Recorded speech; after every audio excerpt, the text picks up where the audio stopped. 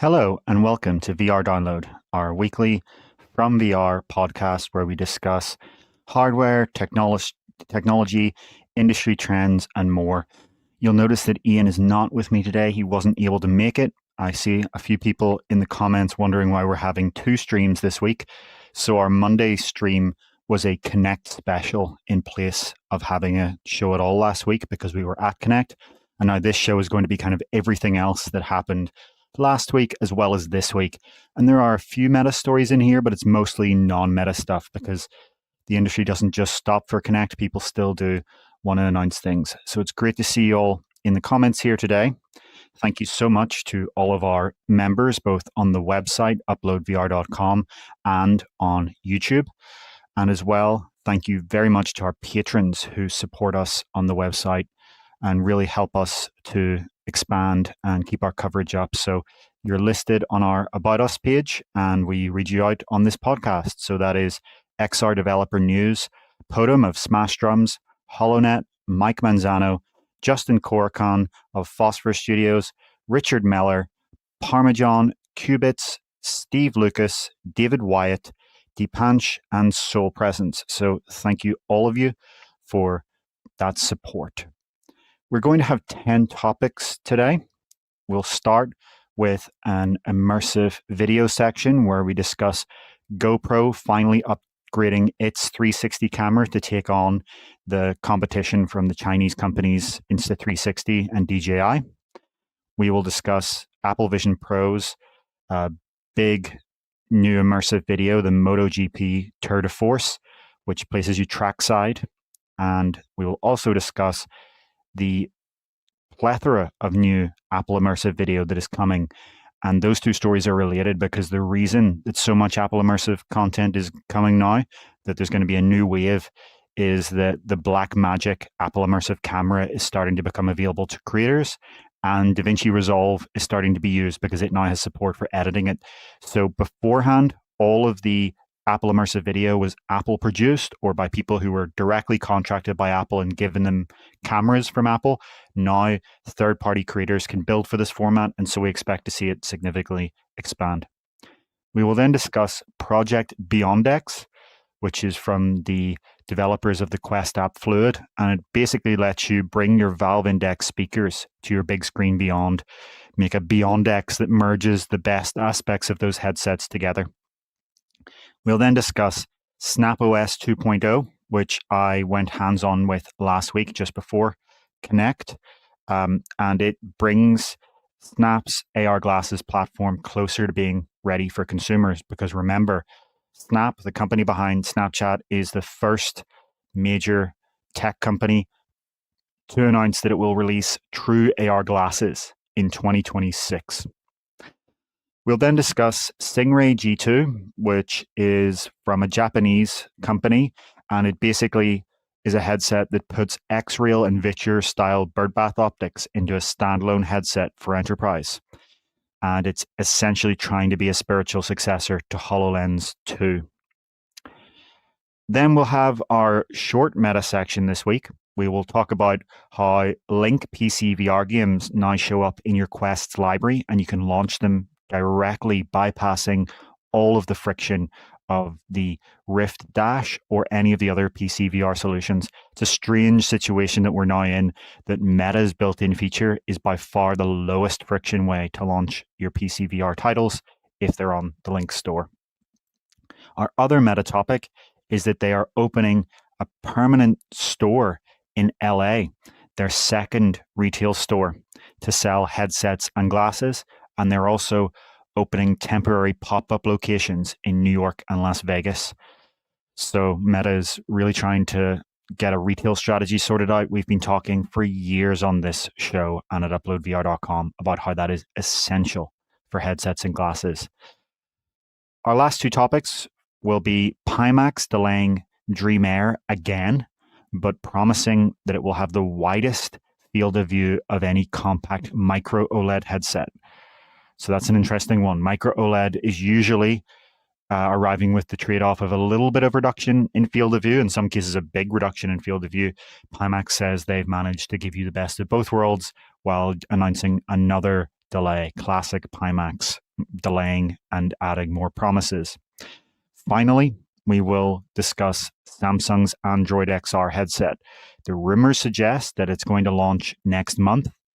A lot of people have been expecting that Valve would be the next big headset launch. Maybe it is. We don't know.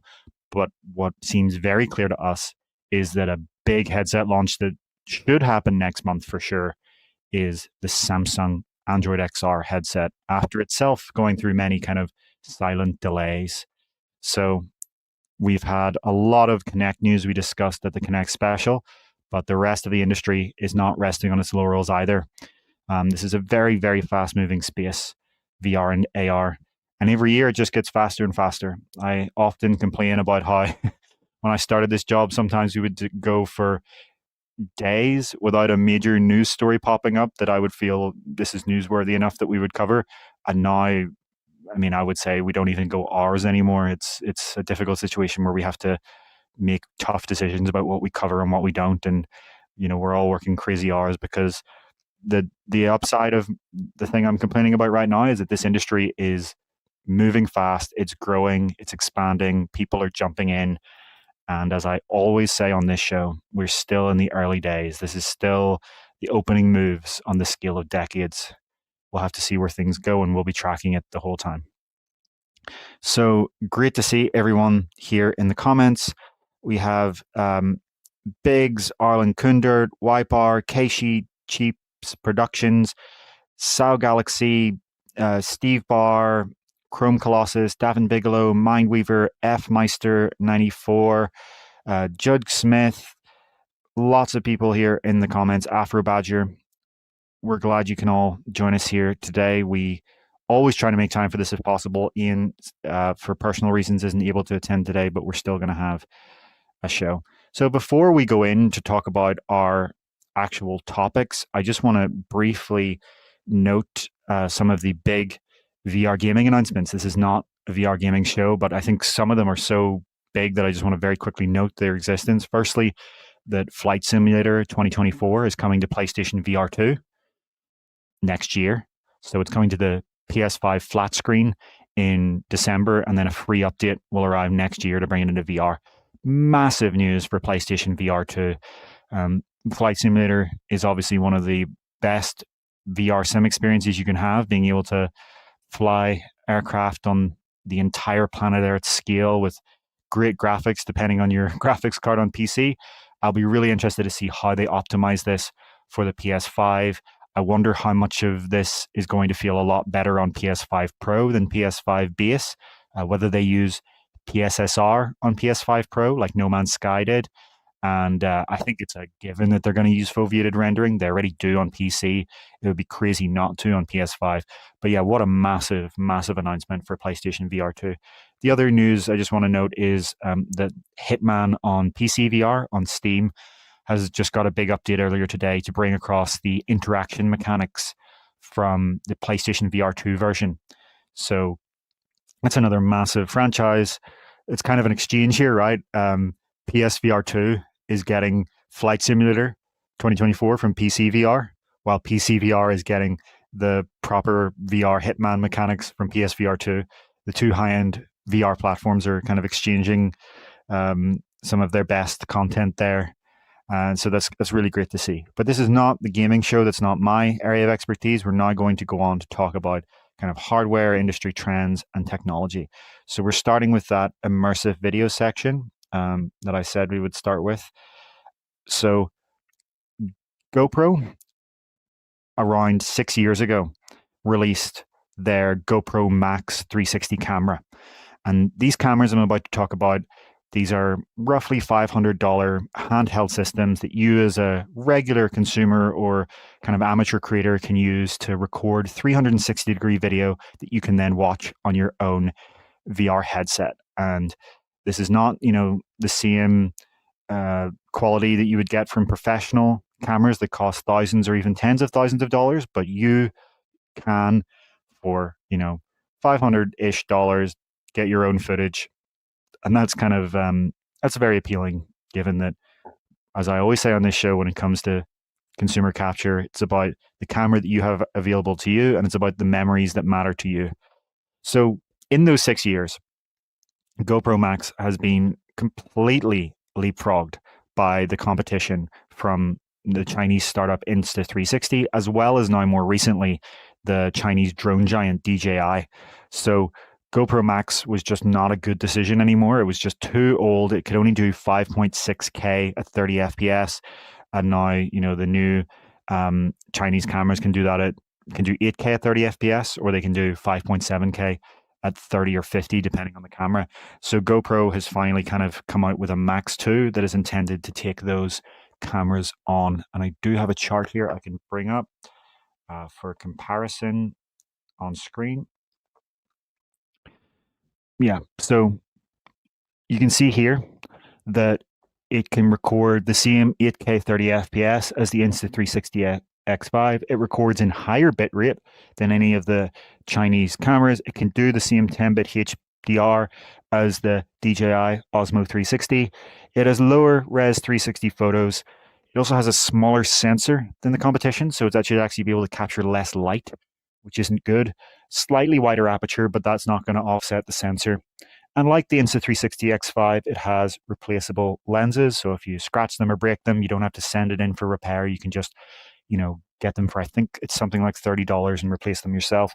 Battery life is also weaker. So it's not, GoPro coming out here and smashing the competition. This is really catching up in many ways. And while it kind of does have a few of its own tricks, overall, this is just trying to, bring it up to scratch. So I think if you are looking for a 360 camera, these other two options are $550. GoPro's is slightly cheaper at $500, but you're going to have a tough time picking exactly what you want here. On paper, the DJI records 8K 50 FPS, which is the best footage you're going to want. The motion clarity of 30 to 50 is a big upgrade for any kind of moving scene. You do also obviously get that big sensor. But you don't get the replaceable lenses on the DJI side. Then between the Insta360 and GoPro Max, well, maybe bitrate matters to you, or maybe the sensor size does, maybe the battery life matters. It's not an easy choice, just as always in this industry when it comes to hardware comparisons. There's no outright best. For some people, they're going to want to buy from the American company no matter what, GoPro, rather than buying any Chinese option. That's obviously a decision that some people are going to make. So I don't think even DJI is actually officially selling in the United States yet. They're still kind of working out how to navigate around tariffs. So that's another complexity there. To be clear, this is 2D 360-degree capture. You have one 180-degree lens on each side here. These are handheld size cameras. They're $500. You're not going to get 3D out of them by definition. What you can do is get synthetic AI 3D in the same way you would for non-immersive video, and some people are having good results for that. I've tried a little bit of it. It's okay in certain conditions. It's a lot less impressive than regular kind of rectangular video, 2D to 3D. But I expect, as we always say on this show, the AI models here are going to get better and better over time. And I wonder if we do get to a place where you could get some really decent 3D 360 video out of this. I think something that is kind of surprising is that we see all this focus on 2D 360 from these handheld camera companies, rather than what I think a lot of our audience tell us they would want, which is like an affordable, consumerized 3D 180 camera. So as we'll talk about soon, there is that Blackmagic camera that's $30,000 that's letting professional creators build for the kind of the 3D 180 format. But there's obviously a little bit of a gap in the market here. And for some people, no matter how great the 360 is, it's not going to matter if it's not 3D. So interesting to see GoPro kind of come back into the market here. Steve Barr making the joke, synthetic AI 3D, the 3D we have at home. Yeah, it's not great for 180 degree and 360 degree video yet. But yeah. So I think we can move on to our next topic. Just before we do, though, Siegfried Gaming is asking, was the Qualcomm Snapdragon XR2 Gen 3 announced? So Qualcomm had their Snapdragon Summit yesterday, and the answer is no. And we didn't expect it to be. I think, as I said last week, these Qualcomm chips are on a 3-year cycle. So Gen 1 was in 2020, Gen 2 was in 2023. That means we would expect Gen 3 in 2026.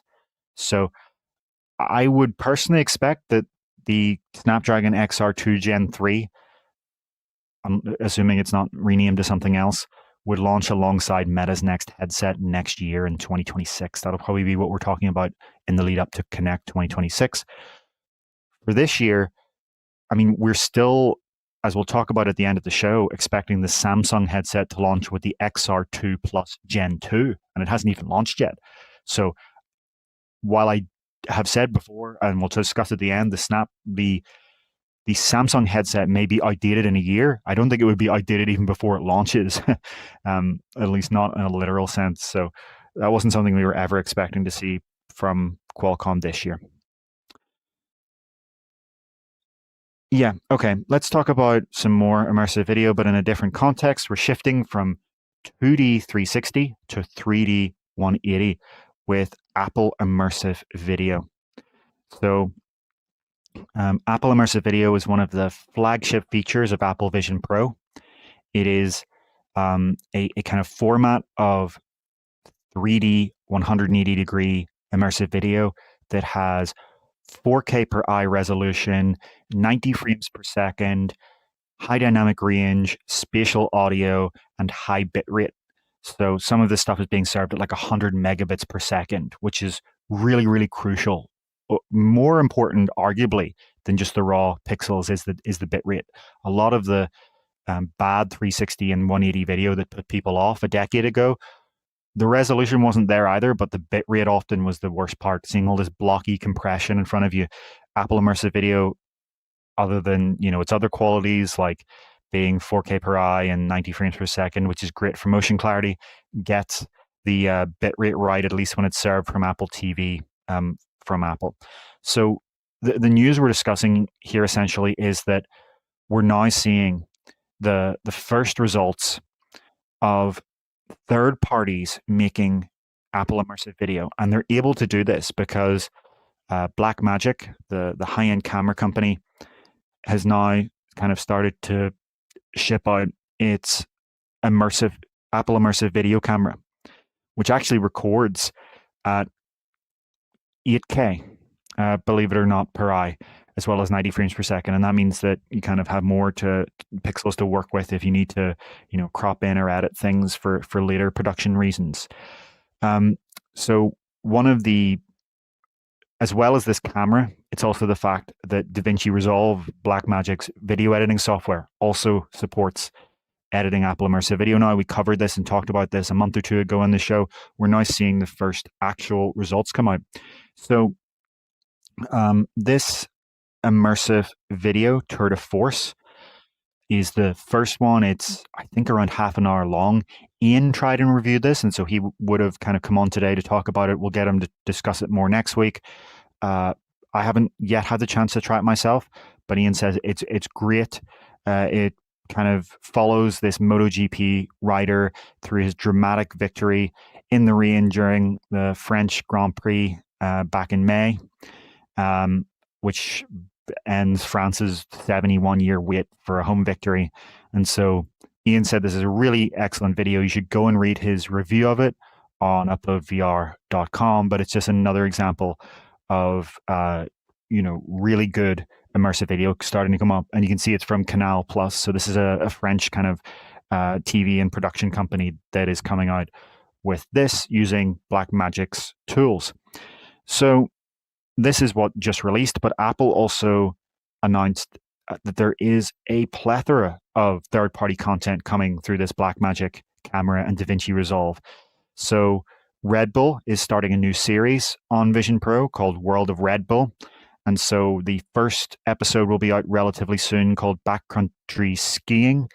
As you can kind of see here, they will also have their next episode out early next year, I believe, called Big Wave Surfing. So this is something that Red Bull is really going to want to try out as a format.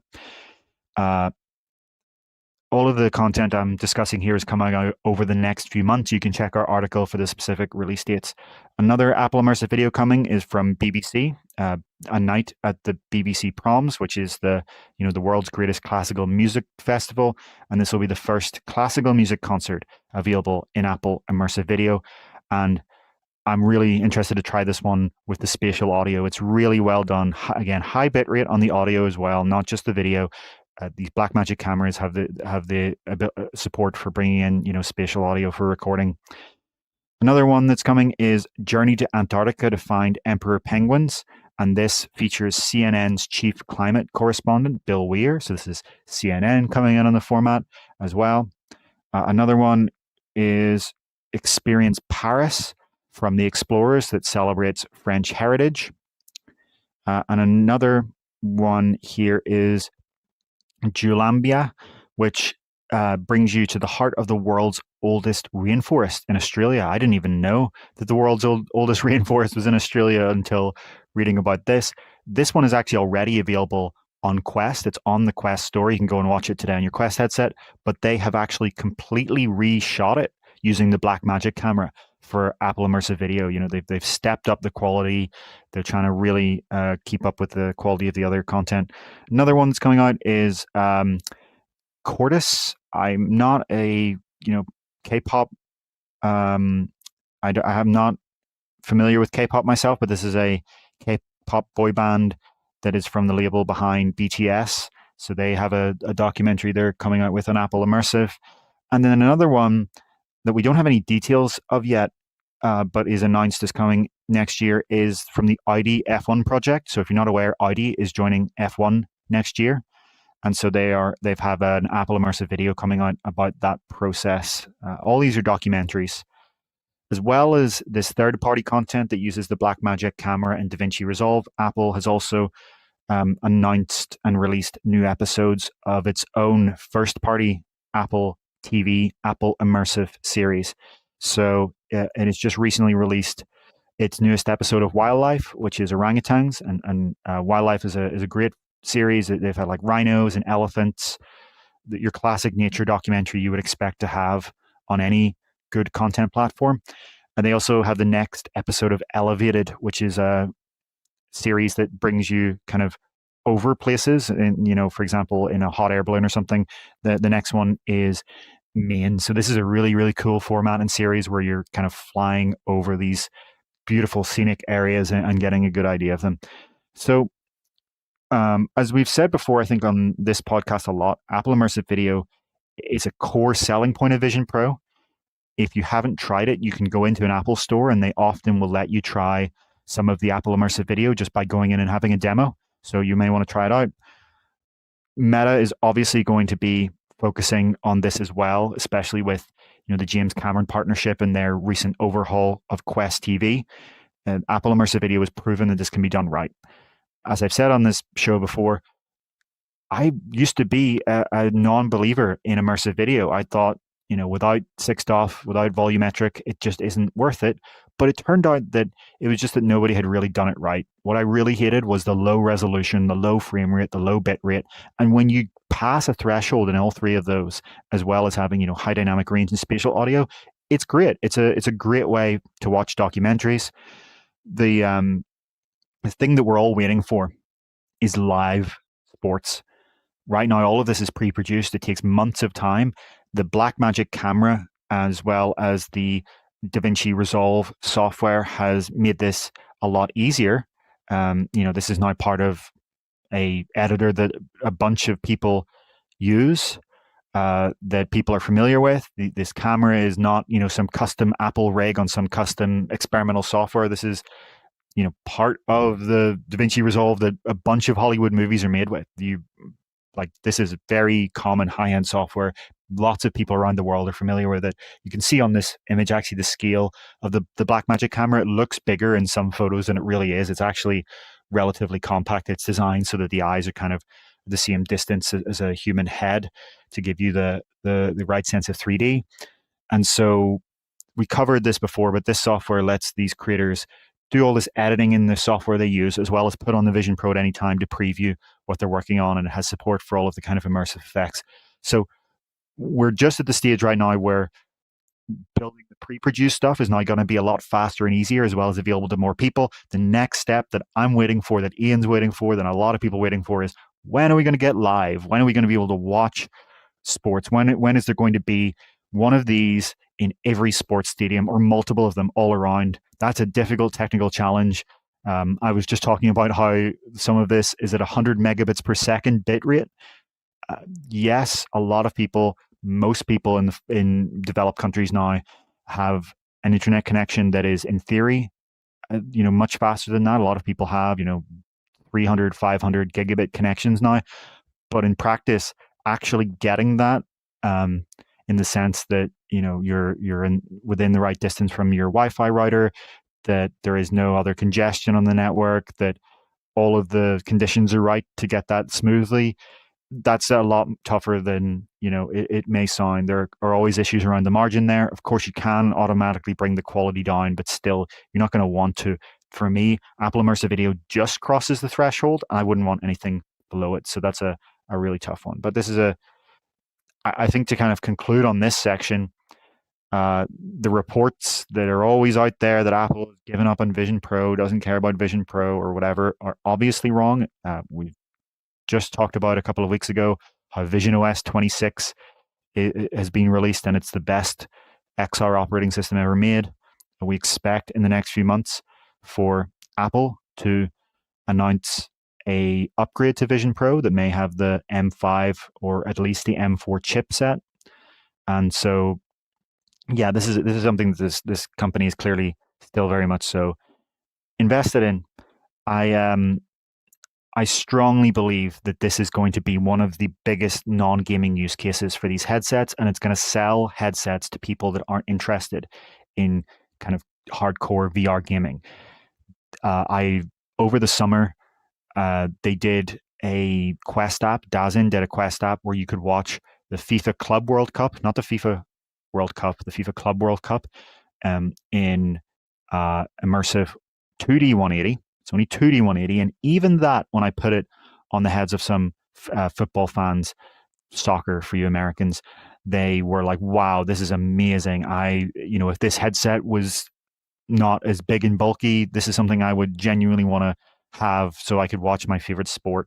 I see some people in the audience saying that they're not into sport, but there's always going to be something that you care for, right? Even if it's not sports, it might be a concert, right? The Metallica concert on Vision Pro is amazing. There are some good concerts on Quest as well, from the likes of Doja Cat and Sabrina Carpenter. You can go and try those on Horizon TV now. The app makes it actually easy for once to access.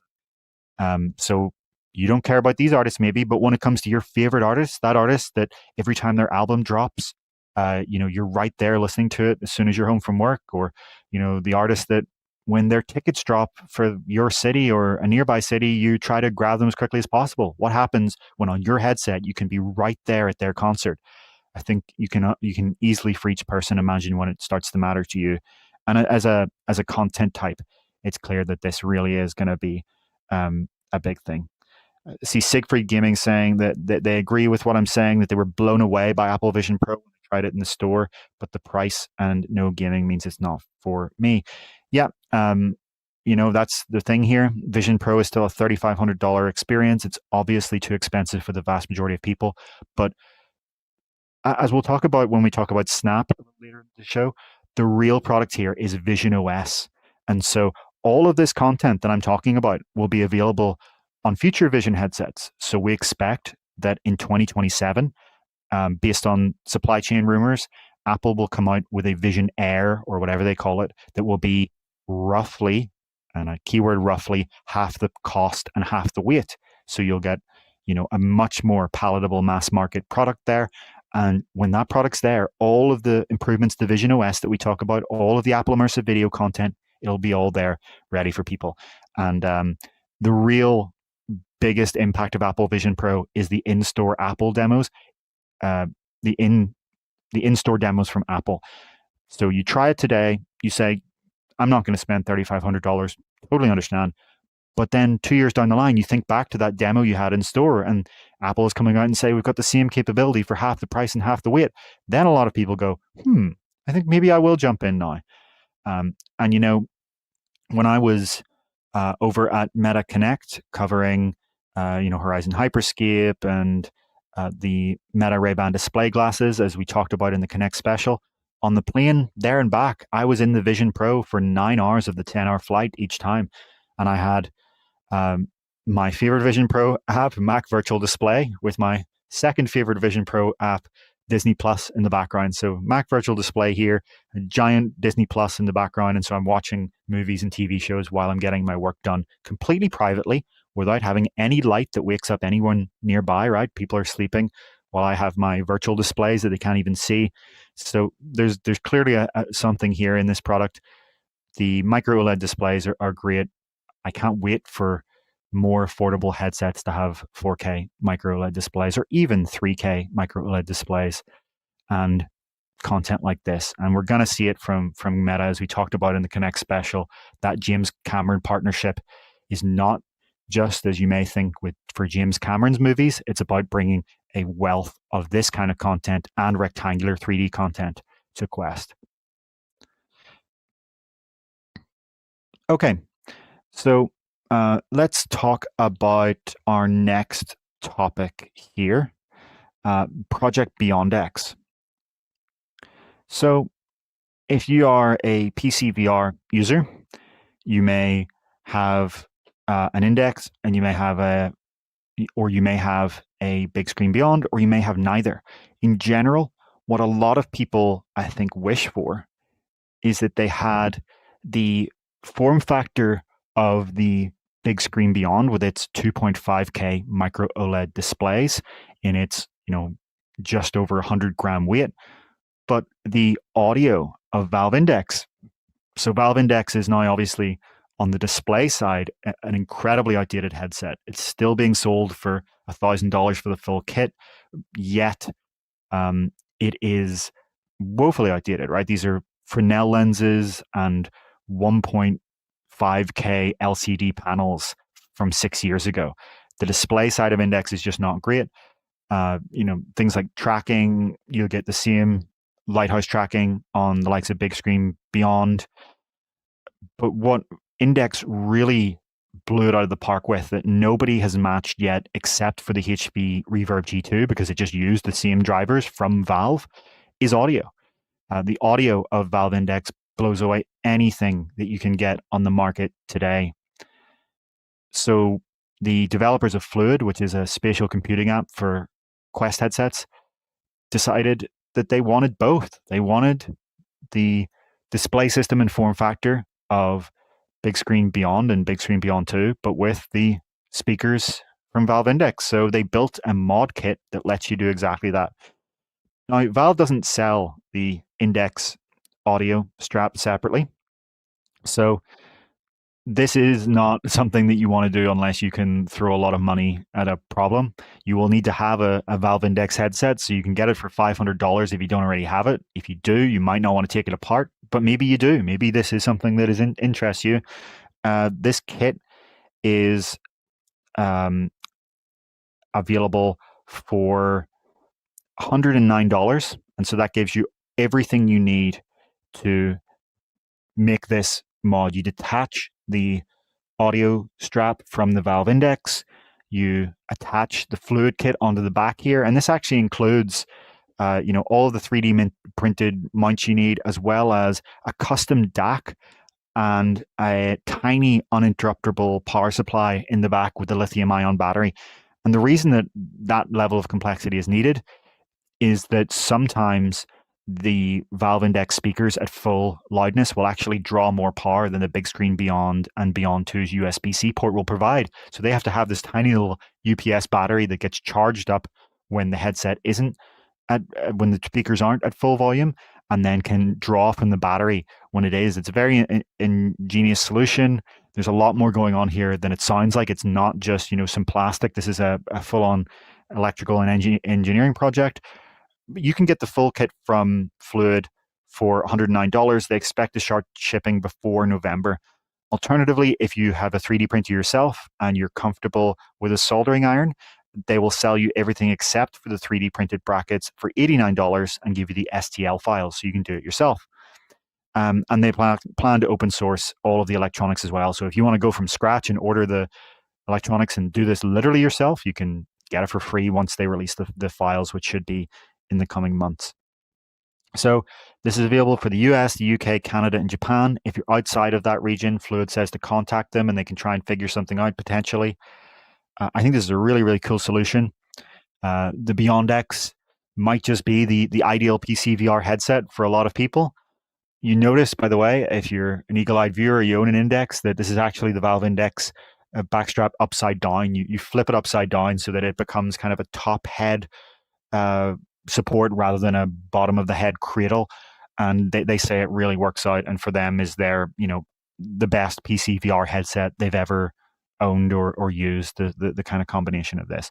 So not really practical for a lot of people, but a very fun mod project that if you do have the wherewithal and the time and the interest, and you have a Beyond or Beyond 2 and an Index, and you find yourself using the Beyond all the time, and maybe the Index is in your drawer and not used anymore, but you wish you still had that amazing Index audio, well, here's the solution for you.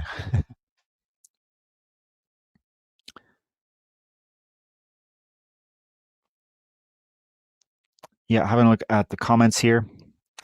Mr. Mycelium saying there's now a whole market of VR enthusiasts that have never experienced the Index or even Lighthouse tracking. Yeah, so I tend to disagree with some of the enthusiast views on this. Some people have this idea that Lighthouse tracking is still like in this league of its own. I still have it. For me, I don't really notice the difference between the Apple Vision Pro and Lighthouse tracking. I think Apple Vision Pro's head tracking is just rock solid with a few exceptions. And I don't think we're in that area where you need base stations to get excellent head tracking anymore. When it comes to controller tracking, obviously, if you put your controllers outside of the range of your headset cameras, that's going to be a situation where Lighthouse tracking is still superior, but you can get Quest Pro controllers, Touch Pro controllers for your Quest headset and work around that. I use Touch Pro now and again for certain scenarios. In general, though, there's still very few scenarios for me where I would ever have the controllers outside even the Quest 3 range, right? For Quest 2, it would happen a lot more because the cameras were all at the front corners. Now with Quest 3 having those downward-facing side cameras, you get a lot more tracking range. Maybe I'm just not using the kind of games or applications where you would run into those sort of issues. I don't know. I think we're past the need for Lighthouse tracking, but I completely understand why a lot of people still love it. Especially for things like HTC Vive trackers. People really love to have their existing setup.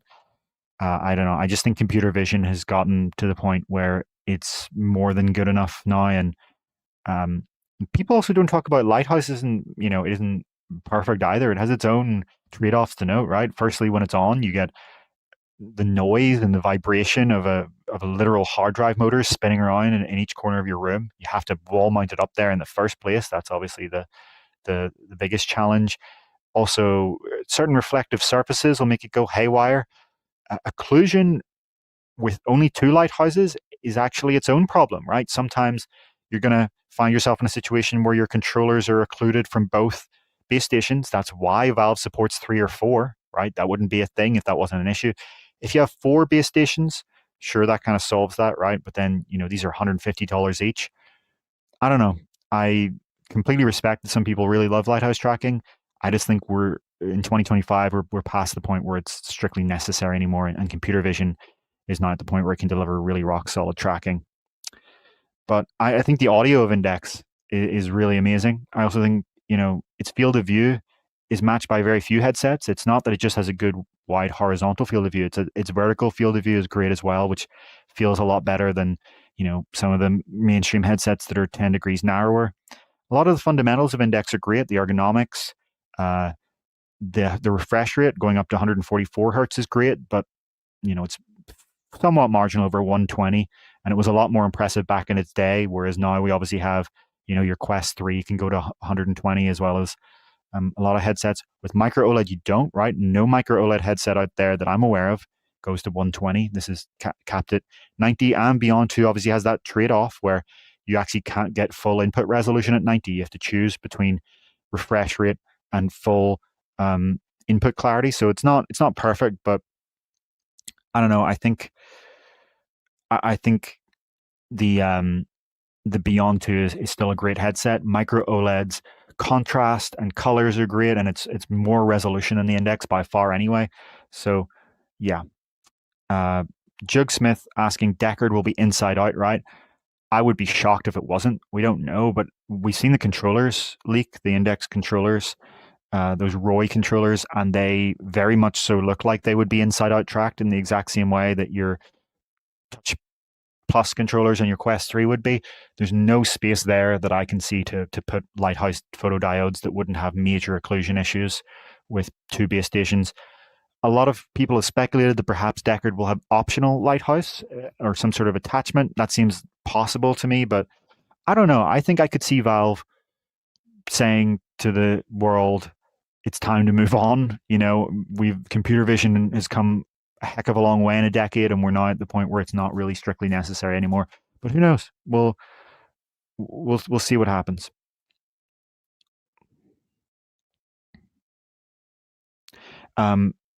I see big bangers pointing out that Lighthouse works very well for motion rigs with simulation for motion compensation. Yeah, that's a big issue. Obviously, if you're looking for something that is relative to not just the headset, but has a kind of external point. That's obviously a valid point there. You could definitely imagine a computer vision system that's designed around that, but no company is really bothered, I don't think. Yeah, I think Davin Bigelow's pointing out the other thing that Lighthouse tracking is constrained to your play area where you have it. On Quest and on Apple Vision Pro, there are some mixed reality apps that let you explore your entire home. If you take your headset out to a large open field or a warehouse, you can turn the entire place into a VR experience or a mixed reality experience, right? That's not something you can do there either. So there are kind of these other issues. I would be shocked if Valve doesn't move on from Lighthouse when they do ship. And if you do have an issue with like the cameras not being at the right positions, you can add more, right? If someone wanted to make an enthusiast headset that had more than the standard 4 cameras, there's no reason you couldn't. Even Rift S had 5. People often forget that, right? That the I don't know if I'll be able to find the image here, but the Oculus Rift S had the same kind of layout as Quest 3 today, except it also had a top camera pointing upwards to get rid of that kind of occlusion zone. So, yeah, I can't really find an image here easily that shows it, but there's no reason that you couldn't just add more cameras if you want to build an enthusiast product that is designed to kind of accommodate for this. Anyway, for now, I see a lot of people saying that, what they're waiting for wanting to ever get a big screen beyond style headset is inside out tracking. But for now, if you are someone who has, Lighthouse base stations and you like them, but you want to get the kind of best of both worlds of Index audio and Bigscreen Beyond, at the very least, Beyondex is a cool little project that we should kind of note the existence of. Right. What is our next topic after Beyondex? Unless you have any more questions on this. Our next topic is going to be SnapOS 2.0. Let's see. Adrift is also making an interesting point about Lighthouse, that if you want to have co-located experiences, so people in the same space, even 4 base stations is going to result in a lot of occlusion. It depends on the size of the space and the amount of people, but if you wanted to do the mixed reality co-location, that is some of the coolest thing you can try on Quest. If you are lucky enough to have 2 Quest headsets in your household, to Quest 3 or 3S, or a friend with a Quest 3 or 3S, I strongly recommend trying out co-location. It's another example of something that, in theory, you get it by default with Lighthouse because you have these, external reference points. But the occlusion, when I've ever tried it with Lighthouse, and I have tried experiences that try to use this with Lighthouse, in practice, the occlusion there becomes a bit of a nightmare. Okay. So yeah, let's talk about SnapOS now. So for around a year now, Snap has been selling this developer kit of spectacles. Spectacles has around the same kind of field of view as all the kind of transparent optics systems that you are familiar with, like HoloLens and Magic Leap 1. It has a narrower field of view than Magic Leap 2 or Meta's Orion prototype, but it's something that developers can actually get today and rent, I should say, for $99 a month or $49 if you're in education, like you're a student developer. And so these glasses are they're so bulky that they almost defy the definition of glasses. And it's tough to even know whether you would actually call these things glasses. This is actually a good shot. Anytime I've ever worn them, they look so horribly bulky. However, they weigh 226 grams as well, which is, remember the discussion we had last week about how Meta's HUD glasses, or should I say earlier this week, how Meta's HUD glasses are 69 grams, and that's a big jump over the Ray-Ban Meta glasses. This is 226 grams, 5 times heavier than the Ray-Ban Meta. However, all of that said, as well as the fact that it has 45-minute battery life, 46-degree field of view, all of that said, according to Snap's CEO, Evan Spiegel, the consumer AR specs that the company plans to launch next year will have a much smaller form factor at a fraction of the weight with a ton more capability while running all of the same content.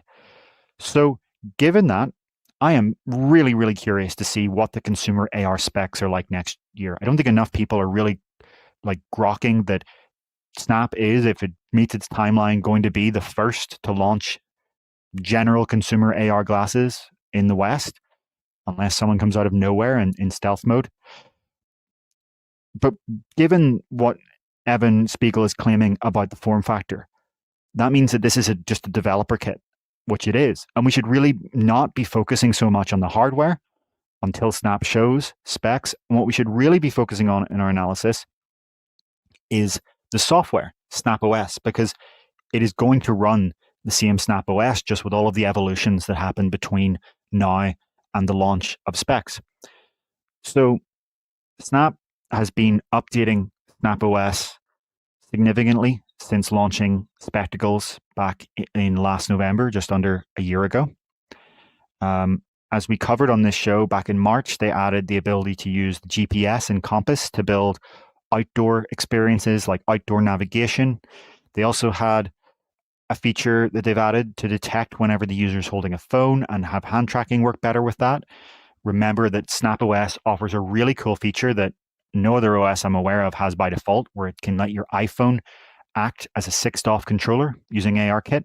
So any experience can easily, without having to make a custom iPhone app, this is something they can do on a system level, use your iPhone as a controller. They also added, a system level floating keyboard. Back in June, they added a bunch of AI features.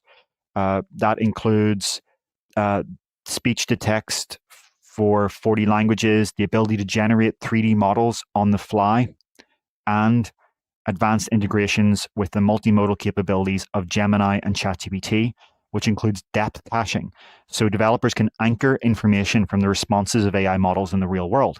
So you can ask a question about a physical 3D object in the real world that you're looking at, and rather than just the Ray-Ban Meta experience of hearing something about it, or the Meta Ray-Ban display experience of having a little fixed floating HUD with information about it, they can anchor the details of this AI response onto the 3D object in 6DoF real space, which is super interesting.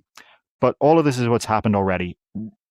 A few weeks ago, or about a week and a half ago, I think, if I can remember my dates correctly, I went and tried out Snap OS 2.0.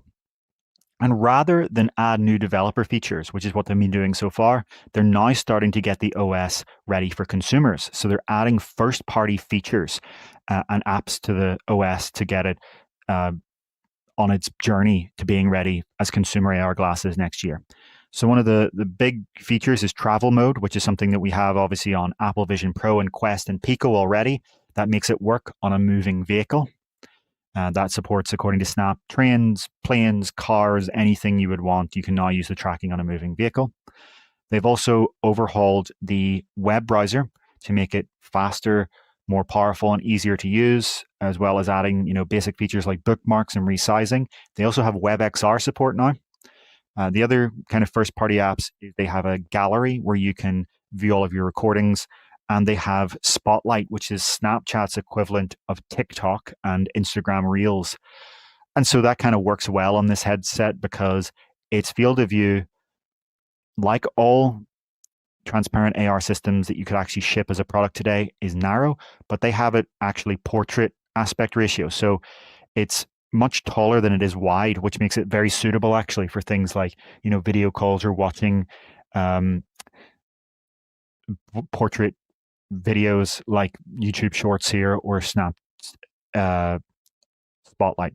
I also tried synth riders on spectacles. They've brought the game synth riders that you can get on Quest and Vision Pro, which was interesting. It's obviously using hand tracking and pinching. It's a little bit challenging to do in this form factor, but the computer vision on Snap spectacles is actually really amazingly good. So that the head tracking, the hand tracking, it also has real-time continuous scene meshing, which you don't even get on Quest, right? Which means out of the gate, without having to do any kind of setup, your app has access to 3D mesh.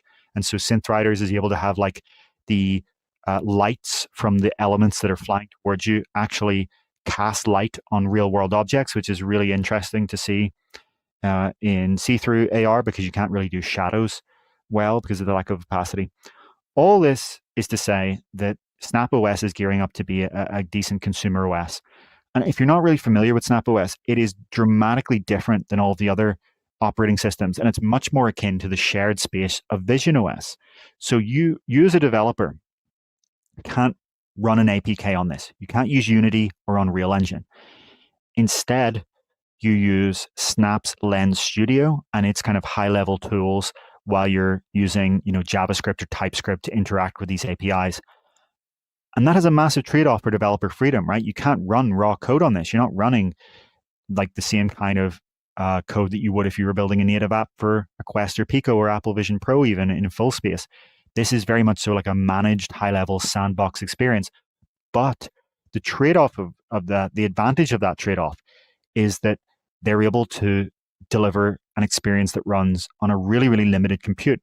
So unlike Meta's Orion prototype, which ran the experiences on a wireless puck that was in your pocket or your backpack, this is fully standalone. Spectacles, and Snap has confirmed this will be the same for the shipping specs, has chipset on board inside the headset. There's no wire to anything. There's no external battery. Now, that comes with the trade-off in the Spectacles dev kit that it only has 45 minutes of battery, but you can add an external battery if you want. But there's no external compute. It is truly standalone AR glasses. That is a very, very big challenge to get to, and I wonder how much they're going to have to trade off in the consumer product to make those look anything like regular glasses. I am more fascinated to see the design of Snap specs than any other upcoming hardware because I just wonder how on earth are they going to pull this off anytime soon. We're going to see. But yeah, I think the other, like, there's so many little advantages of the Snap OS approach while they do trade off developer freedom. You get really, really fast app load times, right? This is not like where you launch a Quest app and it takes, 30 to 60 seconds of going through loading screens and splash screens. You launch an app here and it opens immediately. Because again, like in Apple's shared space on Vision OS, all of the real engine level code, the rendering, the tracking, all of this, it's all running in the system level. It's really just like Vision OS's shared space, all one big app, and each app or lens, as Snap calls it, is really more like a sub app, a little kind of widget within the giant single app experience. On Snap OS, this doesn't allow for multitasking currently, but that's really only because of the limited onboard compute. The other advantage is that everything is co-located by default if a developer wants it to be. With a couple of clicks, they can turn their experience into something where multiple Snap spectacles in the same room can join in. And I've tried this, and the friction is better than any other headset ever. You're not putting in room codes or friend invites or any of this nonsense. You're not navigating through menus. Someone in the same room has spectacles on and they launch an experience with co-location. In your main menu, you will see co-located experiences available, and you click it and you're in. That's it. It just works. So that's another advantage of having this high-level Snap OS kind of monolithic engine approach. There's all kinds of other advantages where everything can use the same system level features and core tech without having to reinvent the wheel. You can do instant preview from Lens Studio on Windows or Mac OS, right? You make a change, you're not waiting for any compile. You just click and boom, it's on the glasses ready to go. The other thing is that same co-location technology applies to their smartphone app. So your smartphone app, the Spectacles app, can be a spectator view for any app across the entire system. It's not like Quest, where you would have to build your own Android app or anything, or even if Meta did have it as a system level feature, it would be something where we come on to this show and say, well, you'll have to wait for every developer to download the latest Unity version and compile and bring in the new SDK. No, every single app by default, because of how the system works, can be spectated from a smartphone. So anyone nearby can hold up a smartphone and see in 6DoF relative space you and the interfaces that you are interacting with. It also is what allows any app to instantly kind of pull in an iPhone as a controller. All of this is to say, I think that Snap is taking the right approach for how do you get a content ecosystem onto very limited compute in a pair of glasses. Meta hasn't even started to tackle this yet, right? There are no third-party apps for even their HUD glasses, and you can't, even the upcoming SDK doesn't let you put anything on the display. Snap, I think, like, is a real dark horse in this industry and deeply underestimated for what it might be able to pull off. They have been investing billions of dollars in this for years. They have actually acquired their own core tech for this. They acquired Wave Optics, right? They are doing their own waveguides for this, their own light engine system. This is all Meta, even for their HUD glasses, is not using their own waveguide. They're using a third-party waveguide that they've bought exclusive rights to for a while, or exclusive supply. It might be one of those two. Snap is doing this all themselves. I think they're a dark horse in this industry. We'll have to see what the actual. Too many people dismiss it because of the bulky developer kit.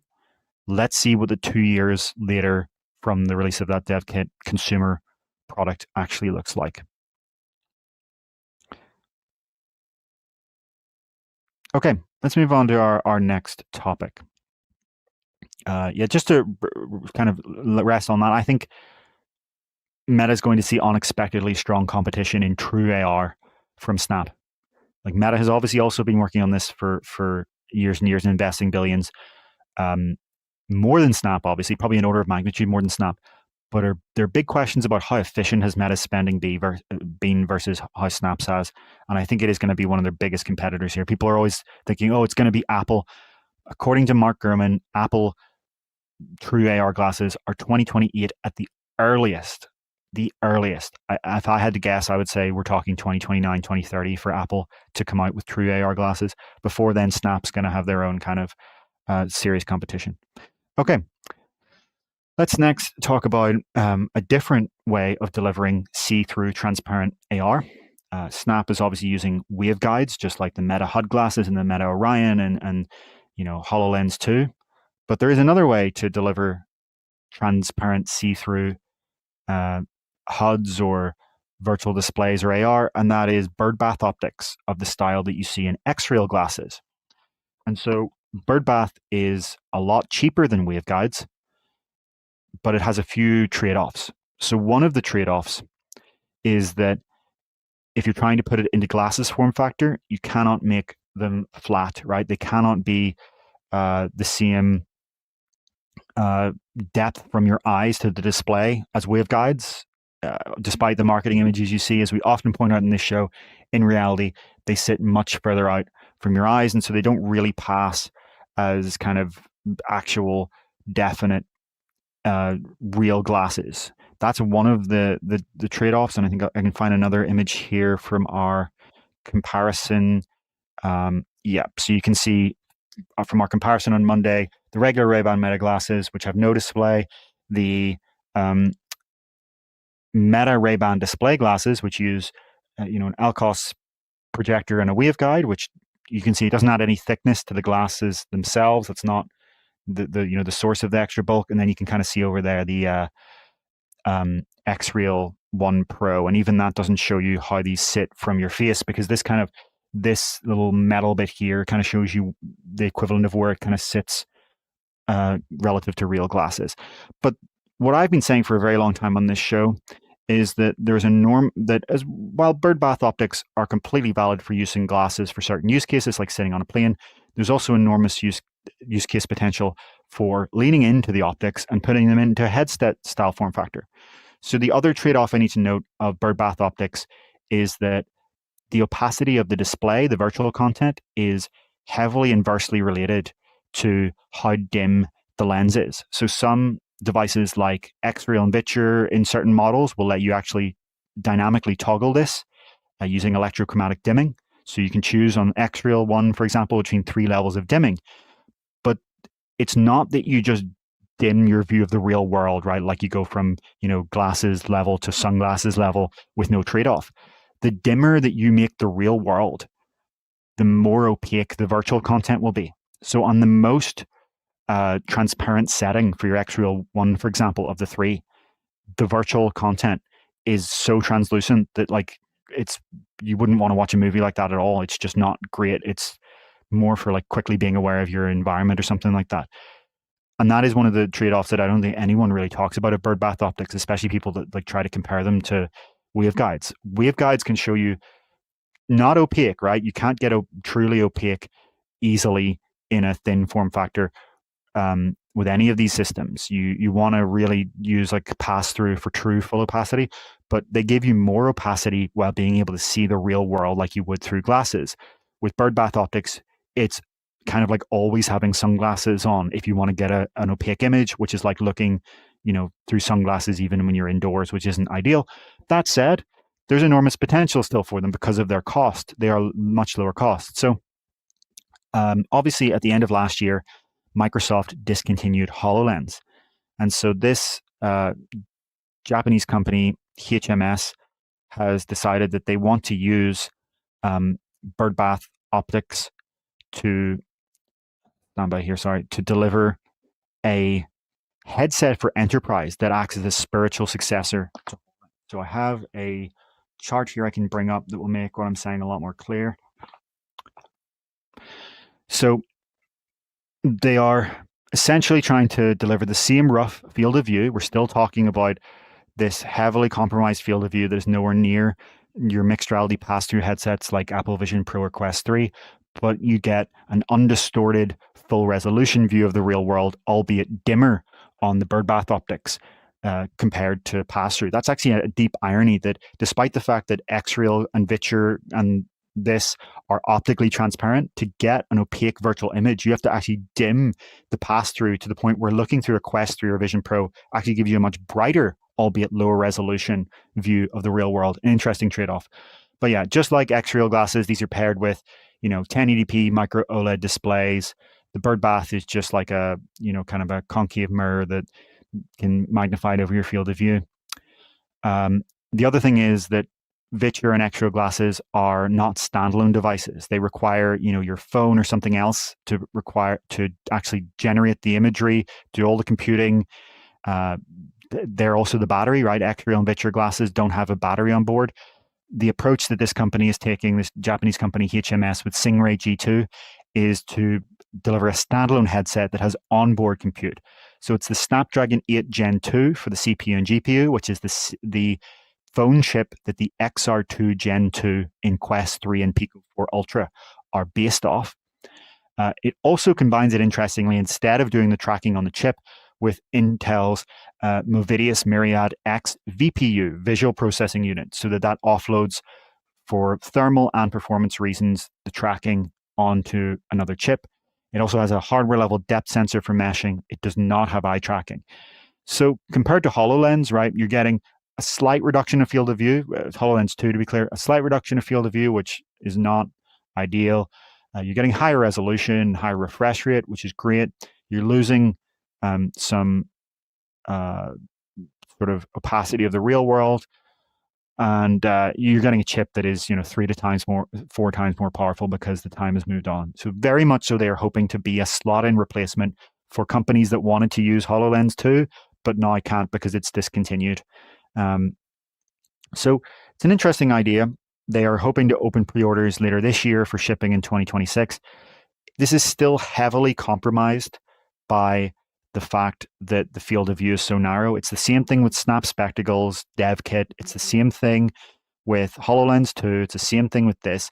This field of view is not great. I mean, it's actually narrower than you even might think, because when we talk about this having a 47-degree field of view, that's the diagonal, and the diagonal sounds better than, off the top of my head, it's something like on the order of 45 degrees horizontal by 28 degrees vertical. Let me see if I can bring up HoloLens 2's as a direct comparison here. So yeah, so HoloLens 2 is 43 by 29. So if on these headsets, the diagonal makes it sound better than it is. If you wanted to compare it to your kind of Quest headset, it's less than half the horizontal field of view and like a quarter-ish of the vertical field of view, somewhere between a quarter and a third of the vertical field of view. This is the Achilles heel. This is the compromise of all optically see-through display systems today. This is why we always talk about on this show why pass-through is so underrated by people in the industry. There is this idea that, I would much rather have, optically see-through, like, Birdbath or waveguides. And while for something like a fixed HUD today, the technology is there, the technology to deliver a field of view that doesn't mean that you're looking around and seeing only slices of virtual objects at a time and losing object permanence and not being able to see a full screen or virtual object at once. It doesn't exist other than in the lab and in research prototypes like Meta's Orion. So Meta's Orion is an example of a device that does actually reach the threshold of field of view and just about reaches the threshold of field of view, but it's an unshippable prototype using an exotic material, optical grade silicon carbide that there's no supply chain for. So this is there are niche industrial and enterprise use cases where you just absolutely need to have optical see-through for safety and because pass-through cameras don't have the resolution to see small details, but they're having to design heavily around this tiny field of view. So this is a niche enterprise headset. It's not going to be sold to consumers. It is very much so for limited use cases. But for what it's trying to be, it seems like a good device. It's just you have to really keep in mind the heavy compromises that any optical see-through device has today. Yeah, so very niche, very specific, but interesting in itself. Yeah.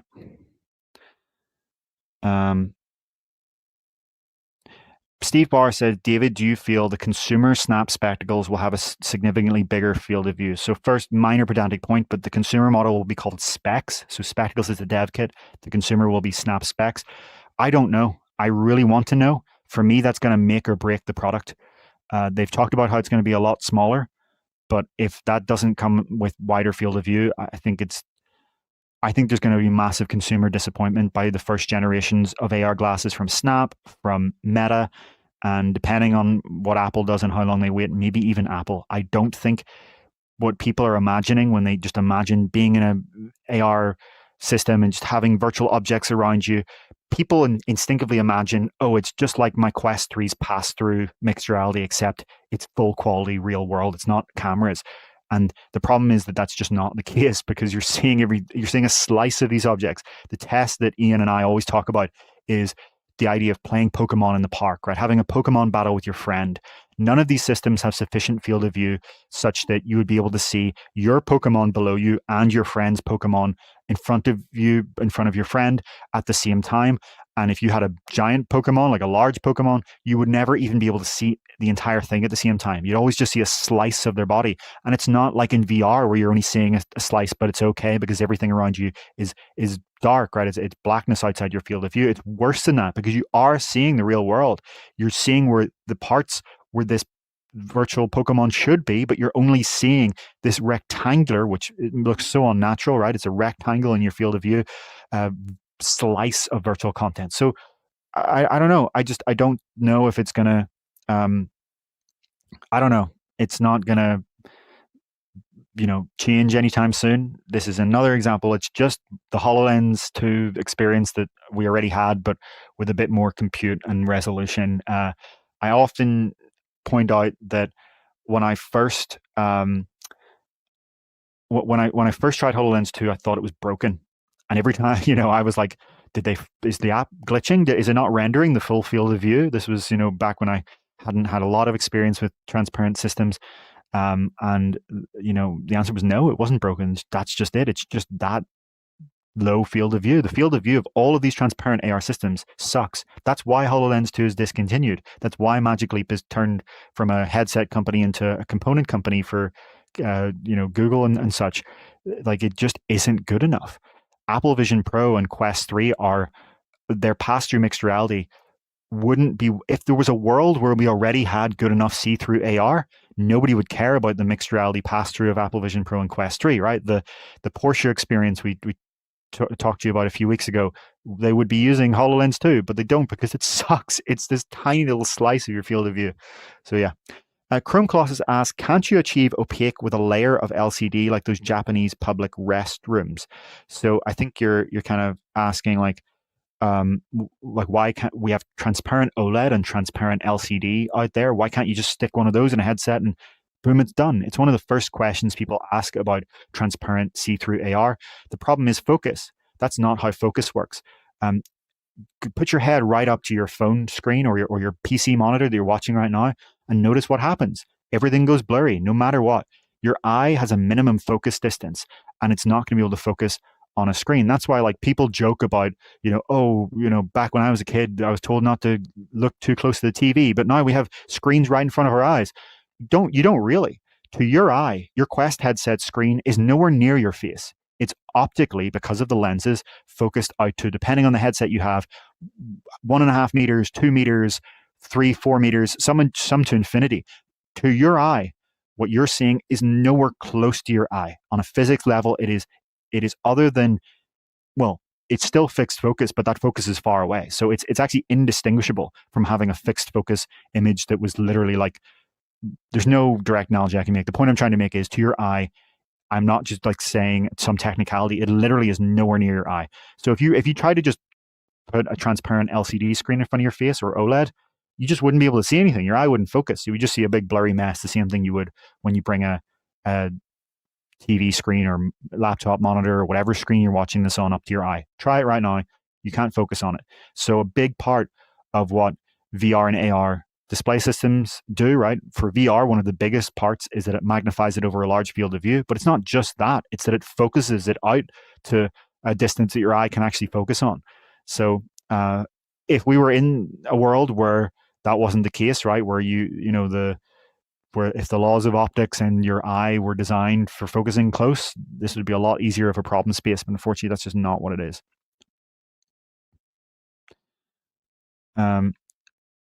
Steve Barr said, I really missed the flip-up design of the HoloLens 2. So I've forgotten to say, this also does have a flip-up design. It has the exact, you can see the hinge here. You can flip this thing up. They are really just trying to be a HoloLens 2, but presumably cheaper. They have not said what the price is going to be on this thing. But from a cost perspective, there's no reason it should still be, HoloLens 2 was close to $4,000-ish, depending on the exact way you got it. There's no reason this should be, but we don't know what the price is of this. It kind of depend. This is a Japanese company that is trying to, really be the big player in the market. So they probably don't have the war chest of some big companies to be able to subsidize this. So it's probably going to have to make them a healthy margin. That said, we just don't know what the price really is going to be on this thing yet. Software-wise, by the way, it runs a fork of Android as you expect. It supports OpenXR content, and it comes preloaded with software from Frontline.io, which provides complete end-to-end systems for industrial AR applications like training, remote support, and guided procedures. So that company, Frontline, makes their software, I think, for Quest and Vision Pro as well, and some other kind of headsets. Off the top of my head, maybe Vario, but don't quote me on that. But yeah, they're also bringing it over to this. So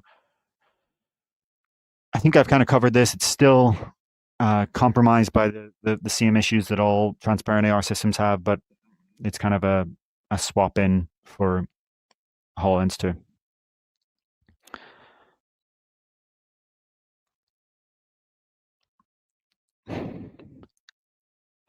Jukebox Grim is agreeing with what I say in the comments. They're saying, I bought a Magic Leap 1 on the cheap to play with, and the limited FOV was also a real downer, not usable at all. Yeah, this is the same kind of, roughly the same field of view as Magic Leap 1. It just does suck. And like, there was so much, this is kind of comes back to what I was saying on Monday, when there's like the difference between hypefluencer and kind of client press and reality. Back when HoloLens 1 and 2 were a big thing for Microsoft, you would possibly have gone out there and read and watched some, hands-on impressions and reviews from influencers and certain client press that would tell you how amazing and cool it is. And some of that is why I was so shocked when I tried the damn thing and realized it's awful.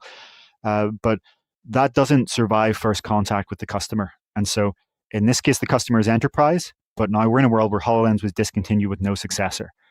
And it doesn't matter how hard Microsoft tried to hype it. All the fake stage demos where you saw this giant wide field of view that never existed, all of the kind of third-person mixed reality footage that would have suggested to you that field of view, it was all fake, and you can only keep it up for so long. Coming back to my comments on Monday, you can bullshit people with YouTube videos that they watch about something and articles they might read, but when they try it themselves, they're going to see that it's not what they thought it was. And that gulf is one of the things that we really find important in UploadVR to fight against. We don't want you to ever buy a product that we have talked about and think, damn, this sucks. This isn't anything like UploadVR told us. We want you to know from the start whether it's good or not.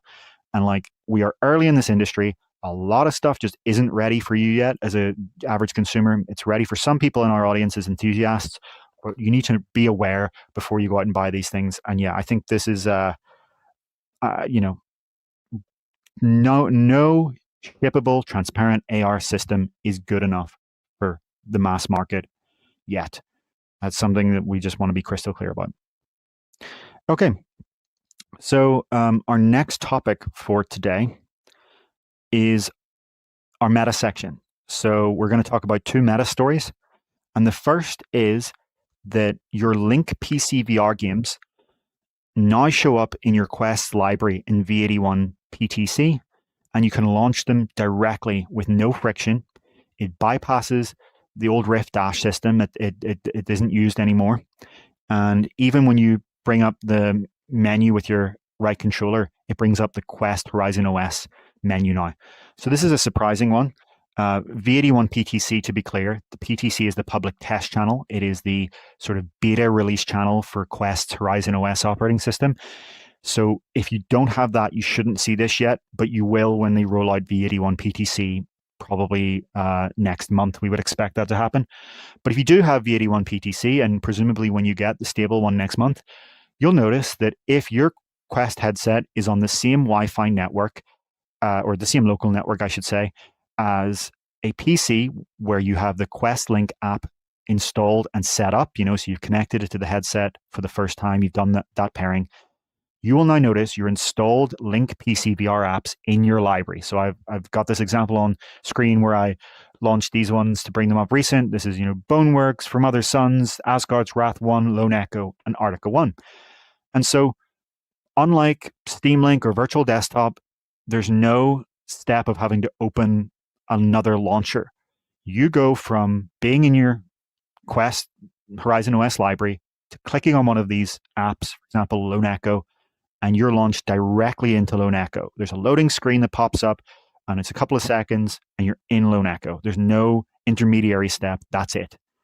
So Quest Link has now gone from arguably the highest friction PC VR experience, where you had to connect into the old Rift Dash from 2018 that hasn't been updated in more than 5 years, and navigate through it, now to the lowest friction experience, where it's literally built into the Quest library. It's literally lower friction, easier, better UX than Steam Link or Virtual Desktop. Now, that doesn't mean that the quality and such is better. It's going to vary from person to person and system to system sometimes, but this was really unexpected, I think. The joke I made in the article was kind of, the Star Wars reference, a surprise to be sure, but a welcome one. And yeah, given Meta's lack of investment in PC VR content recently, right? Lone Echo 2 was their last PC VR game.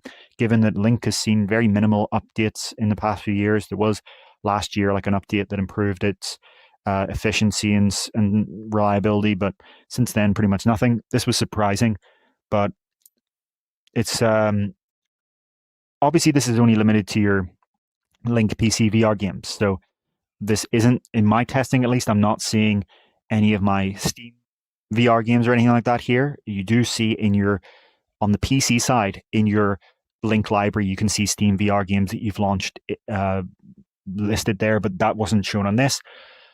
But yeah, I mean, I wonder what this means, or if it means anything.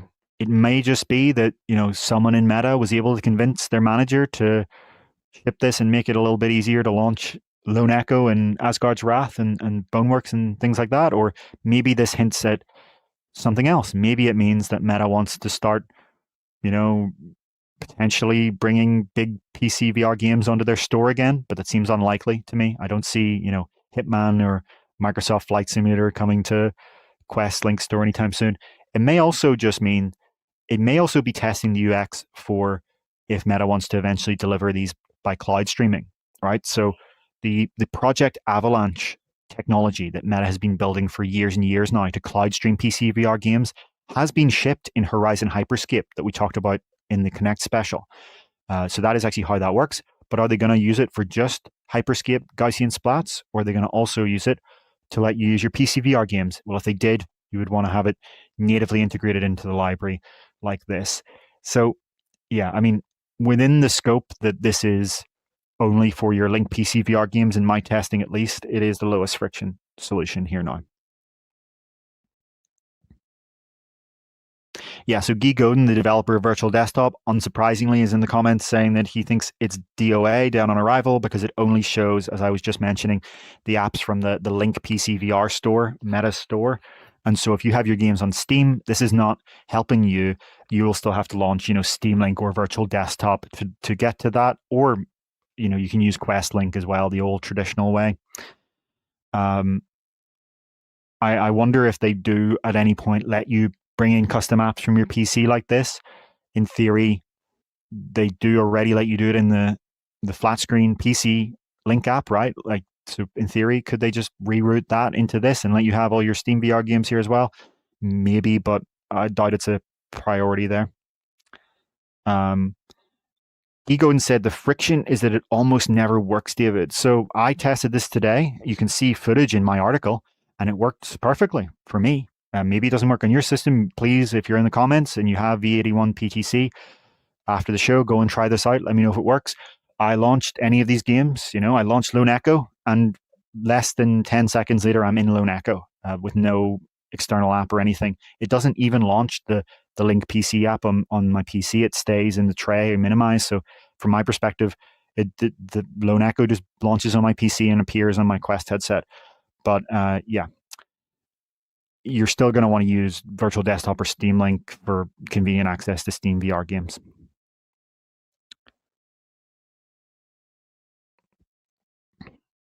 I think, honestly, one of the best parts of this is just that it doesn't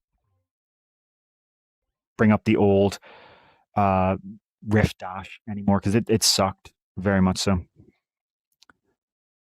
Yeah.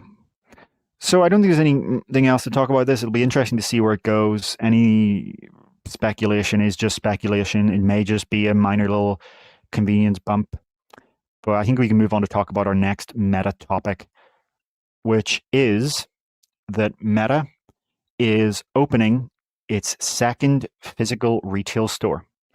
So if you're not aware, Meta already does have a store in Burlingame, California, which is right beside one of its campuses. So it's not really like a one where many people would be that aren't already involved with Meta in some way, right? It's something you can go to if you're in California, but you'd be going out of your way to go to that store. And it's been open since 2022. And they sell, and demo Quest headsets and glasses there.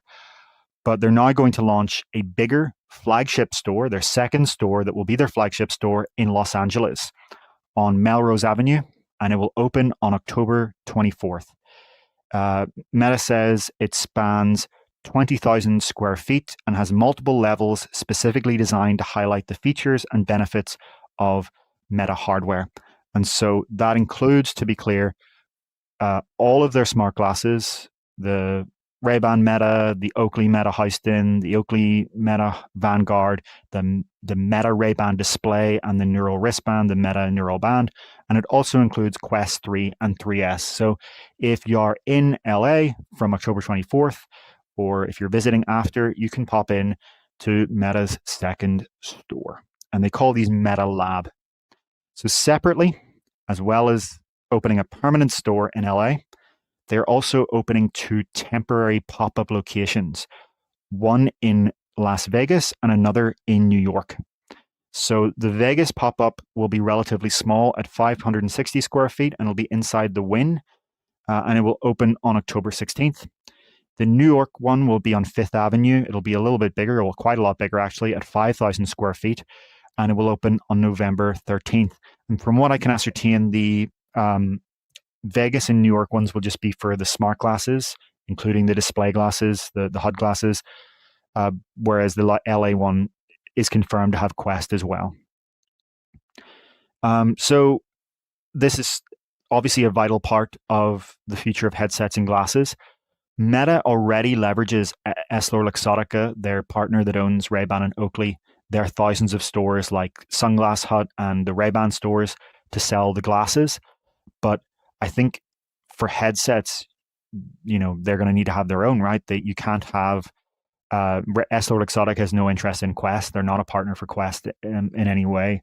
So Meta Lab, Meta stores will be the way that they need to demo Quest to people.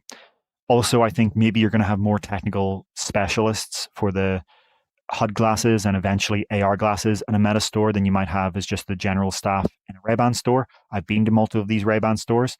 I think a lot of people don't realize how big Meta's smart glasses retail presence is by having that EssilorLuxottica partnership. Every airport I've been traveling to in the past 6 months, I always check, through the stores. The Ray-Ban Meta glasses are sold at all of them. And I see people going in and saying, oh, can I try the AI glasses, and putting them on and trying them out and, saying, hey, Meta, and taking pictures. This is something that has a huge footprint. So this news of Meta's own stores isn't as significant as had that not already been a thing, but it still kind of hints at a wider retail strategy from Meta in the future. The other thing they seem to be exploring is that they want to have micro stores, as they call them. And so they actually tried this out at Connect. I really wish I'd taken a photo. I deeply regret that I didn't. But they're basically vending machines that sell you Ray-Ban Meta and Oakley Meta glasses. And so you can go up to the vending machine, and it has like a screen on it and a camera that lets you do an AR try-on by standing in front of it. And then you get your size and what they look like on you by seeing, and it's like a mirror, a magic mirror essentially, that shows what you look like with the glasses. And then you pick the one you want. You tap your Apple Pay or Google Pay or card, and then it comes out of the vending machine at the bottom. So that's a really cool idea that they want to start exploring, they say, in the future as their next step for retail. You can imagine going through, malls and airports and other physical venues and seeing, a magic Meta smart glasses mirror that you can go up and try on virtually through this magic mirror, the different sizes. Not the same thing as a store where you get to physically try the device on and try, the Neural wristband and the Meta Neural band, I should say, and Quest headsets, but it is certainly an interesting other retail strategy. Meta's not the first to do it, though. Snap did this almost a decade ago for their original non-AR spectacles, and it didn't really work out then. So, yeah.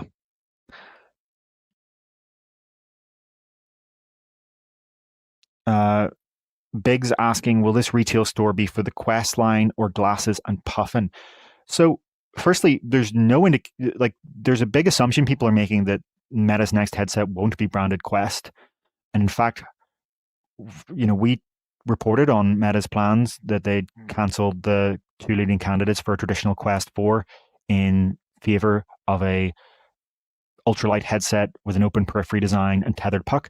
But in that report, at the time when we came on this show, we said, according to our sources, like Quest is very much so in the discussion for the name. Names like Quest Air and Quest Pro 2 have been thrown around. And so, yeah, right now, this Meta lab in Los Angeles will have Quest 3, Quest 3S, and all the smart glasses. We'll have to see what happens next year. Do they still...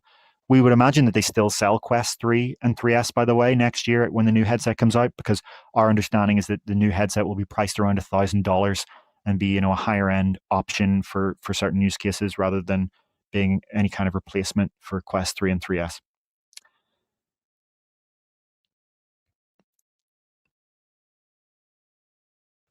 Yeah, so I'm having a look at the comments. People are pointing out that the Apple Store is obviously somewhere where the hands-on demo approach for headsets has been, a big success. I very much so agree. I think the thing about VR that I've said for a very long time is it's a conversion on contact technology. It's a religious experience. It's something that you need to try to understand. And so demos are just incredibly important. There are multiple people that I've demoed to that have gone out and bought a headset. And before there were standalone headsets, there were people who said, damn, I would love to have this if I could, justify having a gaming PC. And then they went out and bought, Quest headsets and the likes when they were available after that. And even with Vision Pro, as I said before in our earlier discussion, Apple is getting people in stores to try this thing and think, damn, I want one of those when it's affordable. And then those people are customers a few years down the line once a headset gets down to the price threshold at which they would be interested. And when there's content like live Apple Immersive Sports that we expect to eventually arrive for them. So I think people don't understand how cool VR is until they try it. I have demoed VR to hundreds of people in my time, hundreds.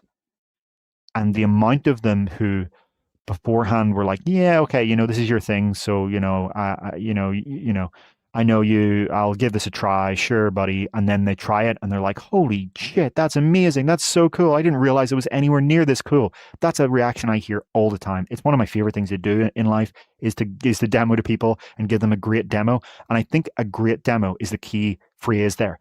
A shitty demo will put people off VR for years and years and maybe forever. That's something that's really important to understand too. A bad demo will put people off. A great demo will seed the idea in their mind and make them think, God damn, I want one of these as soon as it gets to the form factor and price and capability and content that appeals to me.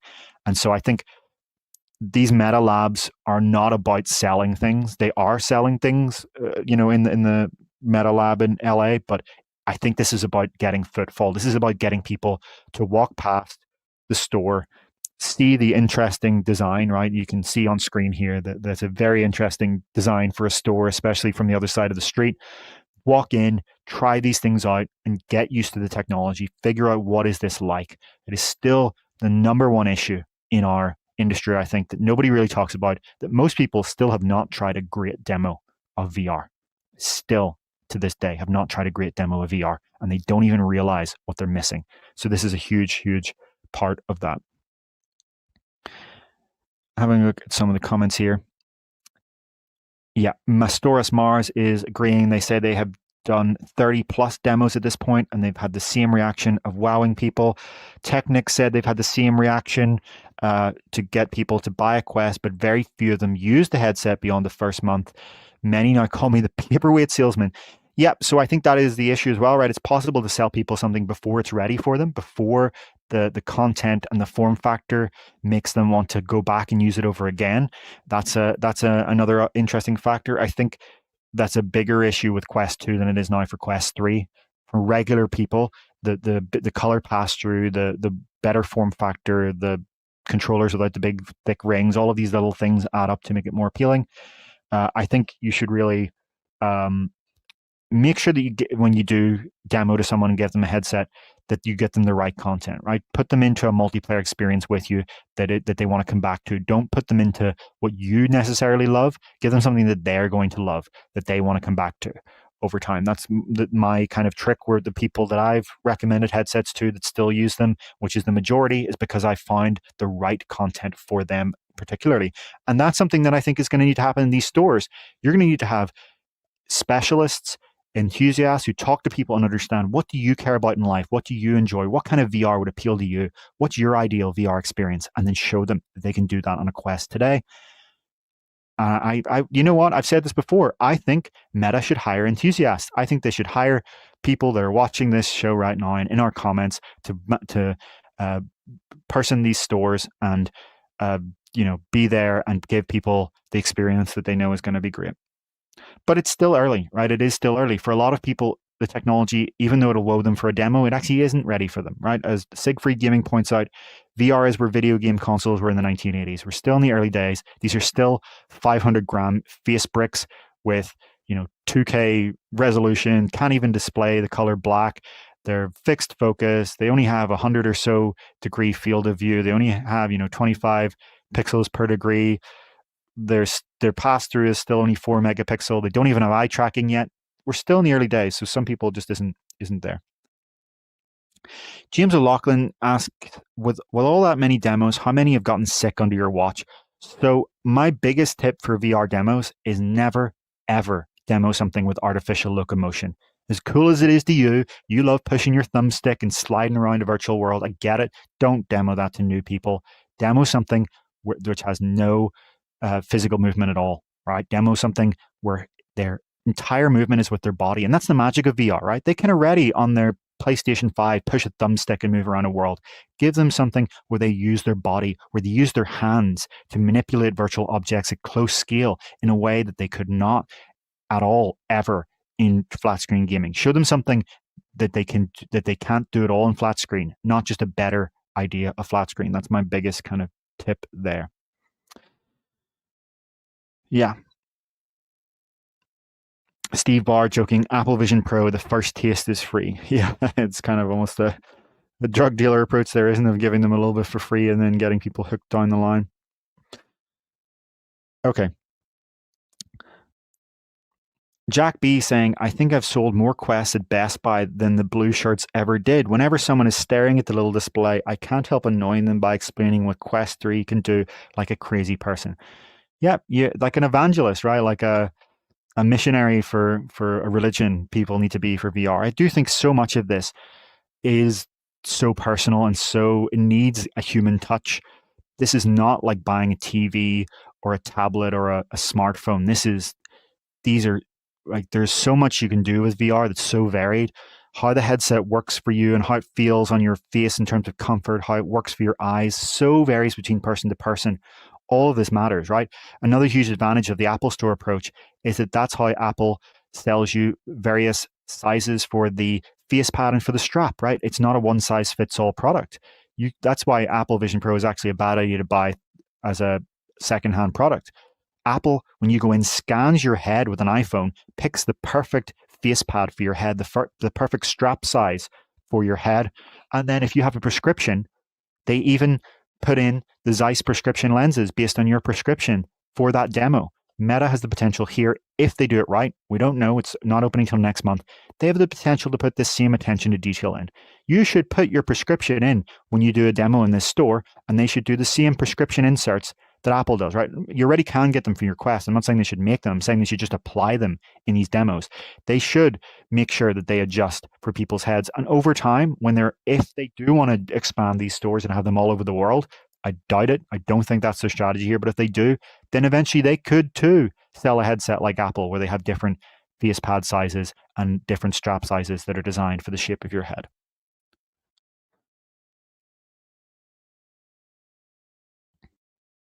Nicholas Brewer is saying, it would be cool if there was a Meta-facilitated ambassador program where the curious public can get a link with a Quest owner near them for a demo. It's a great idea. Yeah, I think there's liability issues there that obviously come in, but yeah, you can imagine meetups and things like that solve that. Davin Bigelow is saying that they would love to be a VR AR store rep and user demo guide. Yeah. And yeah. So they're also saying their Best Buy has a demo unit people can try. Yeah. So Craig Storm, who I don't know if these in our comments, wrote a great editorial that we published last month about this, or maybe it was earlier this month. I can't remember exactly what date. where they kind of pointed out that there are these demos in Best Buy, but they suck because they're manned by people who don't care about the product. Not their fault. These are, people who are not trained and paid to care about the product, and just that's not their fault. I'm not blaming them. I'm just saying that's the scenario. So you need, these need to be VR demos given by people who care and love VR. Okay. Let's then move on to our two final topics of the show.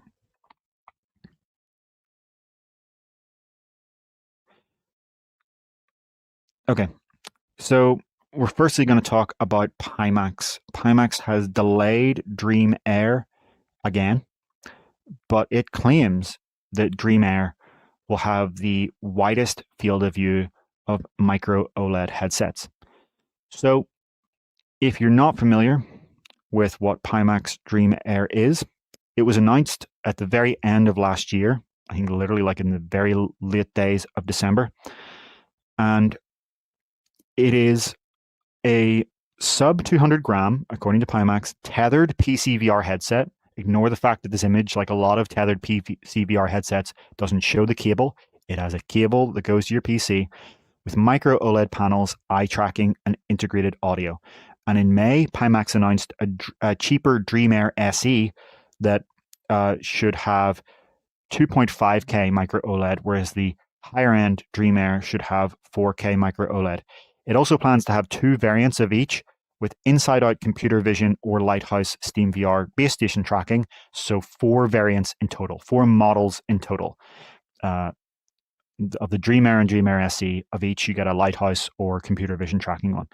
They're also set to introduce a completely unique feature we haven't yet seen on any other headset, which is a motorized self-tightening head strap, similar to Nike's self-lacing shoes. So according to Pimax, when this ships, it will be fully self-adjusting. You put it on your head and you hold in a button, and simultaneously the lenses move into place, just like they would on Apple Vision Pro, right? You've got motorized lenses guided by eye tracking, and the head strap tightens onto your head. So no fiddling, no adjustment. Stick it on your head, hold in a button, and it adjusts for you. Big claims, but as always with Pimax, big caveats come along with this claim. So back in May, when they originally announced this at the end of last year, it was supposed to ship in May. But Pimax has a repeated long history of announcing timelines that they realistically know they're never going to meet, failing to meet that deadline, delaying again, and then in the meantime, to add insult to injury, Pimax's greatest sin is that when they delay things that they haven't shipped, they announce new things. It's an ongoing game of, look over here, right? Like, yes, we just delay this further and further, but look, we've got a new thing that we're now going to ship, and here's another crazy unrealistic timeline. So back in May, they delayed it, right? May came along, people were like, where the hell is this thing? They delayed it, and they announced that the SE model, the cheaper one, and then they said it would ship in, August or September.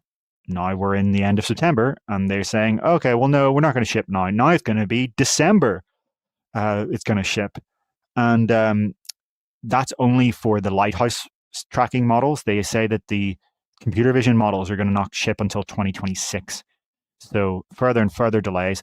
But they say that they've been able to, so alongside these delays, their new promise is that the higher end version, the Dream Air, not the SE, just the regular Dream Air. I have another chart I'm going to bring up here in a moment. Apologies for the delay, folks. Stand by. They say that it will have the widest field of view of a micro OLED headset. Where on earth is this? Stand by. So I have a chart here that is comparing the Pimax Dream Air, the high-end version, with the Shift-All Mechanics Superlight, which is the PC VR headset you can get today that has 4K micro OLED panels. And so 4K micro OLED panels are amazing. They are just right now the ideal display system for VR. They're one of the things that make Apple Vision Pro magic. They are one of the reasons that UploadVR's Don Hopper, who's in the comments, uses a heavily modded, as in the head strap is heavily modded for comfort, Play for Dream MR as their PC VR daily driver. Despite any of the kind of other trade-offs and ergonomic flaws, they've made it work because Don has made it work because 4K micro OLED displays are just beautiful. It's hard to make a bad headset with 4K micro OLED displays because they're really high resolution, really punchy colors, really get great contrast, true blacks. So these are the kind of, right now you can get this today as a PC VR tethered headset with Shift All Mechanics Superlight. But the compromise with the Mechanics Superlight, and I've tried it, is that the field of view is not good at all. It is a circular 90-degree field of view. You get truly like a beautiful image. The Shift All Mechanics Superlight, it is a beautiful, beautiful image, but it's only over 90 degrees of your field of view horizontally and vertically. Pimax claims that their Dream Air is going to achieve 110 degrees field of view, as well as having automatic IPD adjustment and eye tracking, the self-tightening strap, built-in speakers, and you can see the prices here. So they claim they're going to do this for only $100 more for the Lighthouse version, and then $400 more than Mechanics Superlight for the version that has SLAM and kind of touch-like controllers. SLAM just being the algorithm used for computer vision inside-out tracking. So how are they doing this 110-degree field of view? Well, they have developed a lens, they say, that they call, apologies, I have this up in front of me at the moment. I don't have the name for it, but they have a concave lens. That means that your eye can get much closer, and it also can, bring in more light on this side. And so your eye can get closer without your eyelashes touching the lens. Pimax is not the first company to do this, by the way. Apple Vision Pro also has a concave lens, and they use the same trick. In Vision Pro's case, the micro OLED display that they use is unique, and it is vertically narrow, so they actually don't get a good field of view even though they have the concave lens. But Pimax is combining Sony's next gen micro OLED displays that are going into reportedly the Samsung headset, as we'll talk about soon, and Sony's own enterprise headset. They're pairing that with a concave lens to get what they say is the widest field of view. I think they just call it concave view, like it's their kind of brand name for their lens. And so there is a lot of skepticism to be applied here, obviously. They have shown now for the first time an actual prototype and people using it and wearing it. You can see the video of it in our article of some people wearing it. It doesn't look like the marketing image, I should point out. It looks a lot more rough than the kind of pretty Apple Vision Pro looking thing that you saw in the marketing shot I had up before. But it's clear they do have an actual prototype now, which makes me wonder how on earth were they ever going to ship it in May without having a working prototype until September? But okay. I will repeatedly say what I always say about Pimax is you would be crazy to pre-order this thing without actually having seen a real review of a final product. This comes back to our discussion on Monday that someone trying a controlled demo at a company's headquarters is not a review. A review means someone has had the same production unit that you would buy as a consumer in their real home for at least 10 hours, and that would be a very minimum. In reality, typically dozens of hours, and that they have used it in a bunch of different scenarios and without talking points from the company, come up with their own view. That is a review. So I would not be buying any Pimax product. I wouldn't buy anything without having that, to be honest with you. You'd maybe, if you have a big company you trust like Apple and you're buying the new iPhone or something, you might not want to wait for real reviews. But for companies that are this size and for a company with Pimax's record, you would be crazy to throw your money at it before you get real reviews. Okay, so that is the high-end Pimax Dream Air. Let's also bring up the comparison here for the Pimax Dream Air SE. So, standby. That's an old version of the chart. I'll need to bring this up. In the meantime, I'll just discuss it. So it's basically designed to be around half the price and a Bigscreen Beyond competitor. Sorry, this is going to be challenging to bring up this chart in the newest version. I can figure this out. So it's designed to be $900 for the Lighthouse version and $1,200 for the Slam version. But the trade-off there is that it has inferior lenses and it has 2.5K Micro-OLED instead of 4K. This is the kind of time where if we had Ian here, I'd be able to go off and do this, without interrupting the show. But, doing a solo show from VR has its trade-offs, as we would say about everything on this show. Okay, the newer version of the chart should be loading up now. So yeah, as you can see, it has the same resolution as the Bigscreen Beyond 2, slightly smaller field of view because it doesn't use their high-end lenses, it uses their slightly lower-end lenses. It is heavier than a Beyond 2, but they say includes fully automatic IPD adjustment, speakers built in, their self-tightening strap, and eye tracking. It comes standard according to Pimax. It's not like the Beyond 2 where you need to pay for an extra model. They claim it will be $900, undercutting Bigscreen Beyond 2. And they claim that they will even have a version with SLAM and controllers. So that's inside-out tracking and touch-like controllers for $1,200. Big claims. Let's see if they deliver. The most important aspect of this chart, I think, is the bottom row. Released, no, yes. So it's easy to say that your unreleased product that you've delayed 2 times in a row and only just shown a barely functional prototype of, it's easy to say that that is going to be better and cheaper than what's on the market. Let's see if it actually delivers. It really is an interesting device, the Pimax Dream Air. If they can actually, ship it, this could be the best PCVR headsets. But will they actually be what Pimax says they are? That's the big question, right? Like, it is. The frustrating thing about Pimax is that there are clearly some excellent engineers working there, right? They do actually come up with some great products sometimes. The Pimax Crystal, what is the high-end version called? You got the Pimax Crystal Lite is the low-end version. Is it the Crystal Ultra, which I tried, is actually, a pretty great high-end headset for things like Sims. The tracking isn't good, but the lenses do have kind of like the widest undistorted field of view of a shipping product. Obviously, Boba 3 is much wider in a prototype, but of a shipping product, if you do really want just a wide field of view headset for Flight Simulator, the Crystal Ultra is pretty good. But yeah, this is like the engineers at Pimax are clearly let down by the people who decide when to announce things and how to announce things and how to market things. If Pimax could just shut up and go develop one product, not a whole range, stop spreading out your efforts, just turn all of their socials and website blog off for 6 months and go build a product and then tell everyone when it's ready and say it's shipping tomorrow. We have it's in mass production. It's good to go. It's shipping tomorrow. They could probably be like a big pillar of the PC VR world and like have a much wider market share than it has now. Right now, they're tiny on the Steam market, the Steam hardware survey.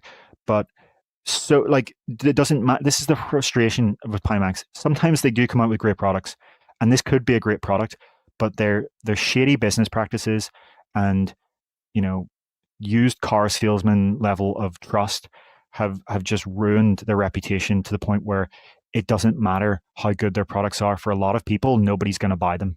And that's a really frustrating because you do need to have, you do need to have more than just a couple of players in the PC VR hardware market. This is a good idea for a product, right? Like the self-tightening strap is cool. The biggest flaw, I think, with the Megane X Superlight that we had up before, the biggest flaw with it, is this the correct chart? Yeah, the biggest flaw with it is that it doesn't have eye tracking. So even with your 5090, so many PC VR games are going to just struggle heavily. And you can't use DCS or Flight Simulator's built-in dynamic foveated rendering, eye-tracked foveated rendering support because you don't have eye tracking on the Shifto Megane X, right? That's the biggest flaw.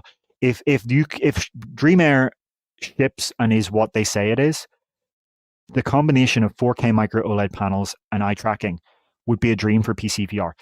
Right now, like the Apple Vision Pro can't even give you that because developers don't get access to eye tracking, so you can't actually use the eye tracking on PC. There is a massive gap in the market, right? But it's frustrating. Okay, it's so frustrating that they are what they are. Yeah, Onakazi is pointing out that there's a trade-off in the self-tightening strap. It could be needlessly complex. It could add cost for no reason. It could cause mechanical issues. I'm very curious to see what it is like. But I think the idea there is good. There is we talk about all the friction involved in headsets, right? PC VR has inherent friction. You want to make sure that you put the headset on and instantly you're in pass-through in a standalone headset, right? Ian and I talk about this all the time, but there is friction involved in just adjusting a headset, right? Putting it on. It's minor to us enthusiasts. We don't care. For me, it's like, putting on my clothes in the morning. I've been doing this for 10 years. It's so normal to put on a headset. But for normal people, there is a friction point in getting everything adjusted onto their head and being able to just put it on and have everything, the lenses move into place, the strap tightened to the perfect amount. All of that could be, if it's done right, I think an actual interesting UX sort of achievement. So we'll see.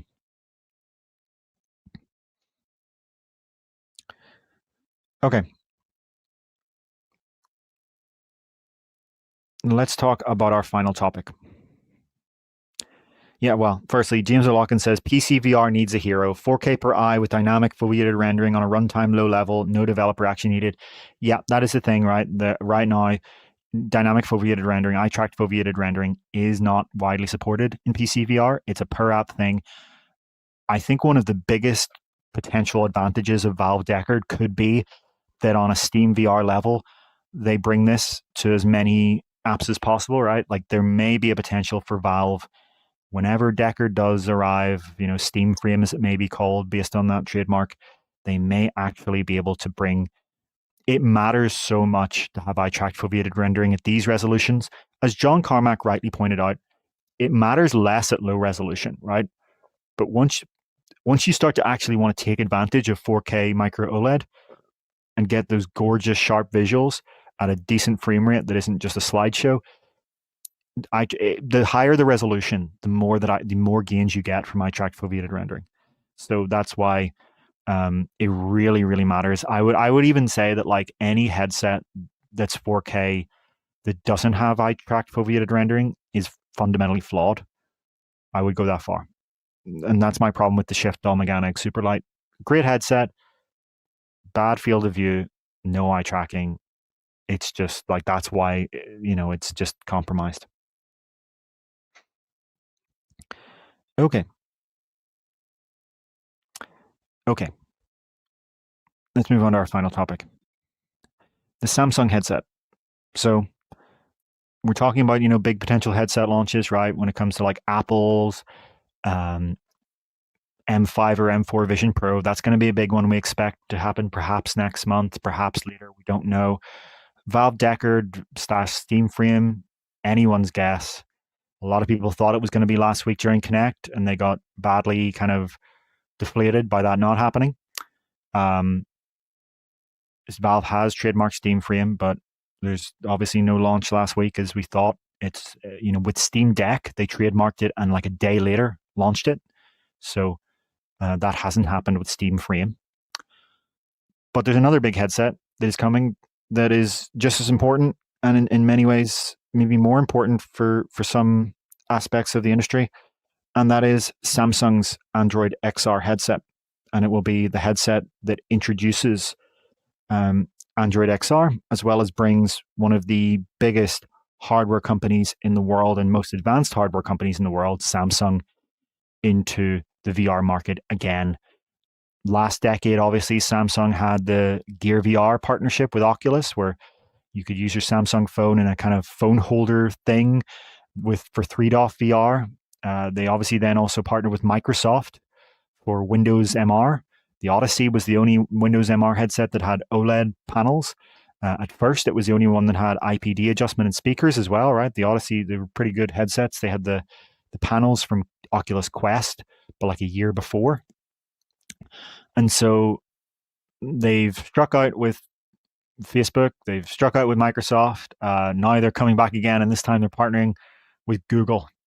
And Google is coming out with Android XR, an operating system that is coming from the maker of Android, not a fork of Android by someone that doesn't make it. It will have heavy integration with Google services, Gemini, Google Maps, Chrome. You'll have all your Chrome bookmarks and passwords there by default. Your Google Maps will be there, your Google Photos.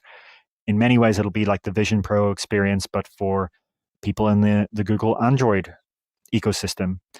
And of course, the headset that will introduce this is from Samsung. It strongly resembles the Vision Pro in some ways, but in other ways, it's its own unique thing, right? It's an open periphery design by default. You can clip on blockers, but it actually is open periphery. So you're seeing out the side. You're not having it smush against your face. It doesn't look like it, but it is actually kind of a halo strap design. This is a kind of stylized halo strap. One of the most surprising things about the Samsung headset is that it has a hard rear strap, as you can see at the back, which is similar to what you get in a Quest Elite strap, right? It's pretty much the same exact design, but it's not a battery strap. It doesn't have its battery back there. Its battery is an external battery like Vision Pro. So you get somewhat the worst of both worlds in that regard, right? So you can't lie back on a seat or a sofa or a bed, but you also have to have an external battery. So that's probably one of the most puzzling aspects of this headset from a hardware perspective. But other than that, right, we expect this is going to have 4K Micro-OLED displays. It's not confirmed, but we expect it. It is confirmed to use the Snapdragon XR2 Plus Gen 2, which is a higher end version of the chip that is in Quest 3 and Pico 4 Ultra. So you can see here on screen the chips in this chart we made. So this is Quest 1, Quest 2, Quest 3, and then Samsung's headsets. You see there's going to be a marginal performance increase, but notable, I guess, for the CPU. But then on the GPU side, it's only going to be a pretty minor bump. To be frank, it's not going to be anything truly game changing. As you can see here, the game change in GPU, as we harp on about all the time, was from Quest 2 to Quest 3. There really was a generational jump from Quest 2 to Quest 3 that you can see in the graphic updates that games have gotten in some of the Quest 3 exclusives. But yeah, the XR2 Plus Gen 2 is not going to be dramatically bigger, but it is somewhat notable, and it also allows for 4K displays. The base XR2 cannot actually support outputting. It literally does not have the display output bandwidth to drive 4K displays, so you need the XR2 Gen 2 fundamentally there for that. So that's the headset we're talking about. It has eye tracking as well, right? Eye tracking, and has hand tracking, so you can deliver a gaze and pinch experience. We think it's going to have about 16 gigs of RAM, so double your Quest 3's RAM and the same amount of RAM as Apple Vision Pro. Recent rumors have suggested that it will be somewhere between $2,000 and $3,000. That's according to a Samsung or a South Korean news outlet, Newsworks. And the report we have here this week is that the outlet ET News claims that it will launch on October 21st. So just under a month from now, we expect that will be the launch date for standby. Yeah, just under a month from now, we expect that will be the launch date for Samsung's headset. A lot of these rumors have suggested from these South Korean news outlets that it will launch in South Korea first. That would be an interesting strategy. But according to ET News, they've actually somewhat changed up their strategy. They were going to open pre-orders on September 29th originally, and then launch on October 13th. But they now say they're going to do just a single launch date of October 21st and just start selling it immediately. So that'll be interesting to see if they follow through. We could be just a couple of weeks away from the launch of Android XR and Samsung's headset. So This is definitely positioned as much more of a Vision Pro competitor than Quest. It's probably going to be 4 times as expensive, at least, as your Quest 3. It's going to have a tethered battery, so not as suitable for active motion. We don't know if it'll have controllers in the box. They confirmed to us that they're working on controllers. I think it is highly, highly, highly likely that controllers are at the very least available as an add-on accessory, but it's a major unanswered question as to whether they will actually be there in the box. As for the name of this product, right, we don't actually know what it's going to be called. Samsung still calls it Project Muhan, but there are strong hints at the branding. So recently, as we discussed in this show, Samsung's camera app for its phones on some devices started rolling out an update where they can take 3D videos to watch on the headset. And on the description of that option, they say it's for Samsung Galaxy XR headsets. So Project Muhan is obviously just a code name, as we always expected. The product name will probably be something like Samsung Galaxy XR, powered by Google's Android XR, of course. We're going to be really interested to see how this fits into the market. We'll have a kind of 3-way competition then here from the big tech players, right? You'll have Apple with Vision Pro and Vision OS, Samsung and Google with Galaxy XR and Android XR, as well as Meta with Quest headsets and Horizon OS. I think at the very least we can say, Apple is not really under any threat from either of these options, because the Apple ecosystem integration you get with Vision Pro means that if you're a Mac user, an iPhone user, it's going to be more suitable for you. If we rule out things like price and form factor, that's going to be advantageous over time for people in the Apple ecosystem. But then the question becomes, is this a market where with space for 3 players, like TV OS markets, smart speakers, certain other things like tablets, or is this a market where there's only space for 2 players, like mobile phones, smartphones, right? There was only space for 2. We don't know yet. We'll have to see how consumers react. We expect this to be a very, very limited launch. Reportedly, Samsung is only going to make like 100,000 of these for the first while, and that's like only a quarter or so of what Apple has made for Vision Pro. So it's even going to be a potentially smaller scale launch than Apple Vision Pro. A very limited first foot in the market, a kind of enthusiast and developer kit option for Android XR to get started. I think it's more interesting to wonder, how does the Android XR ecosystem from a hardware perspective evolve over time? Do we get some company like Xiaomi or someone making a Quest 3 competitor that runs Android XR? Right? I think a lot of the focus goes into Samsung's headset, but it's only the first. Android XR is going to run. Samsung has the exclusivity deal that they get to be first, but they're not going to be the only. We already know that X-Rail's Project Aura is going to run, their compute puck is going to run Android XR. I really wonder who else we see. Lynx is confirmed. Who's going to make the Quest 3 competitor for Android XR? I think that's the moment where Meta will really start to feel the heat. This is not going to hurt Meta at all. They're not going to care. It's going to be a $2,000 plus headset. It doesn't matter to Meta at this moment. But the Android XR as a platform does. It's going to be really interesting. And Mastoris Mara says, I don't see where Meta fits if Google and Apple take over the future with their ecosystems. It's a huge, huge question. Does the ecosystem from your smartphone, from Chrome, from Photos, from Maps, does the Google ecosystem matter enough to offset any of Meta's advantages, right? Meta is not, standing still here, right? They are, they're coming out with crazy products like Horizon Hyperscape.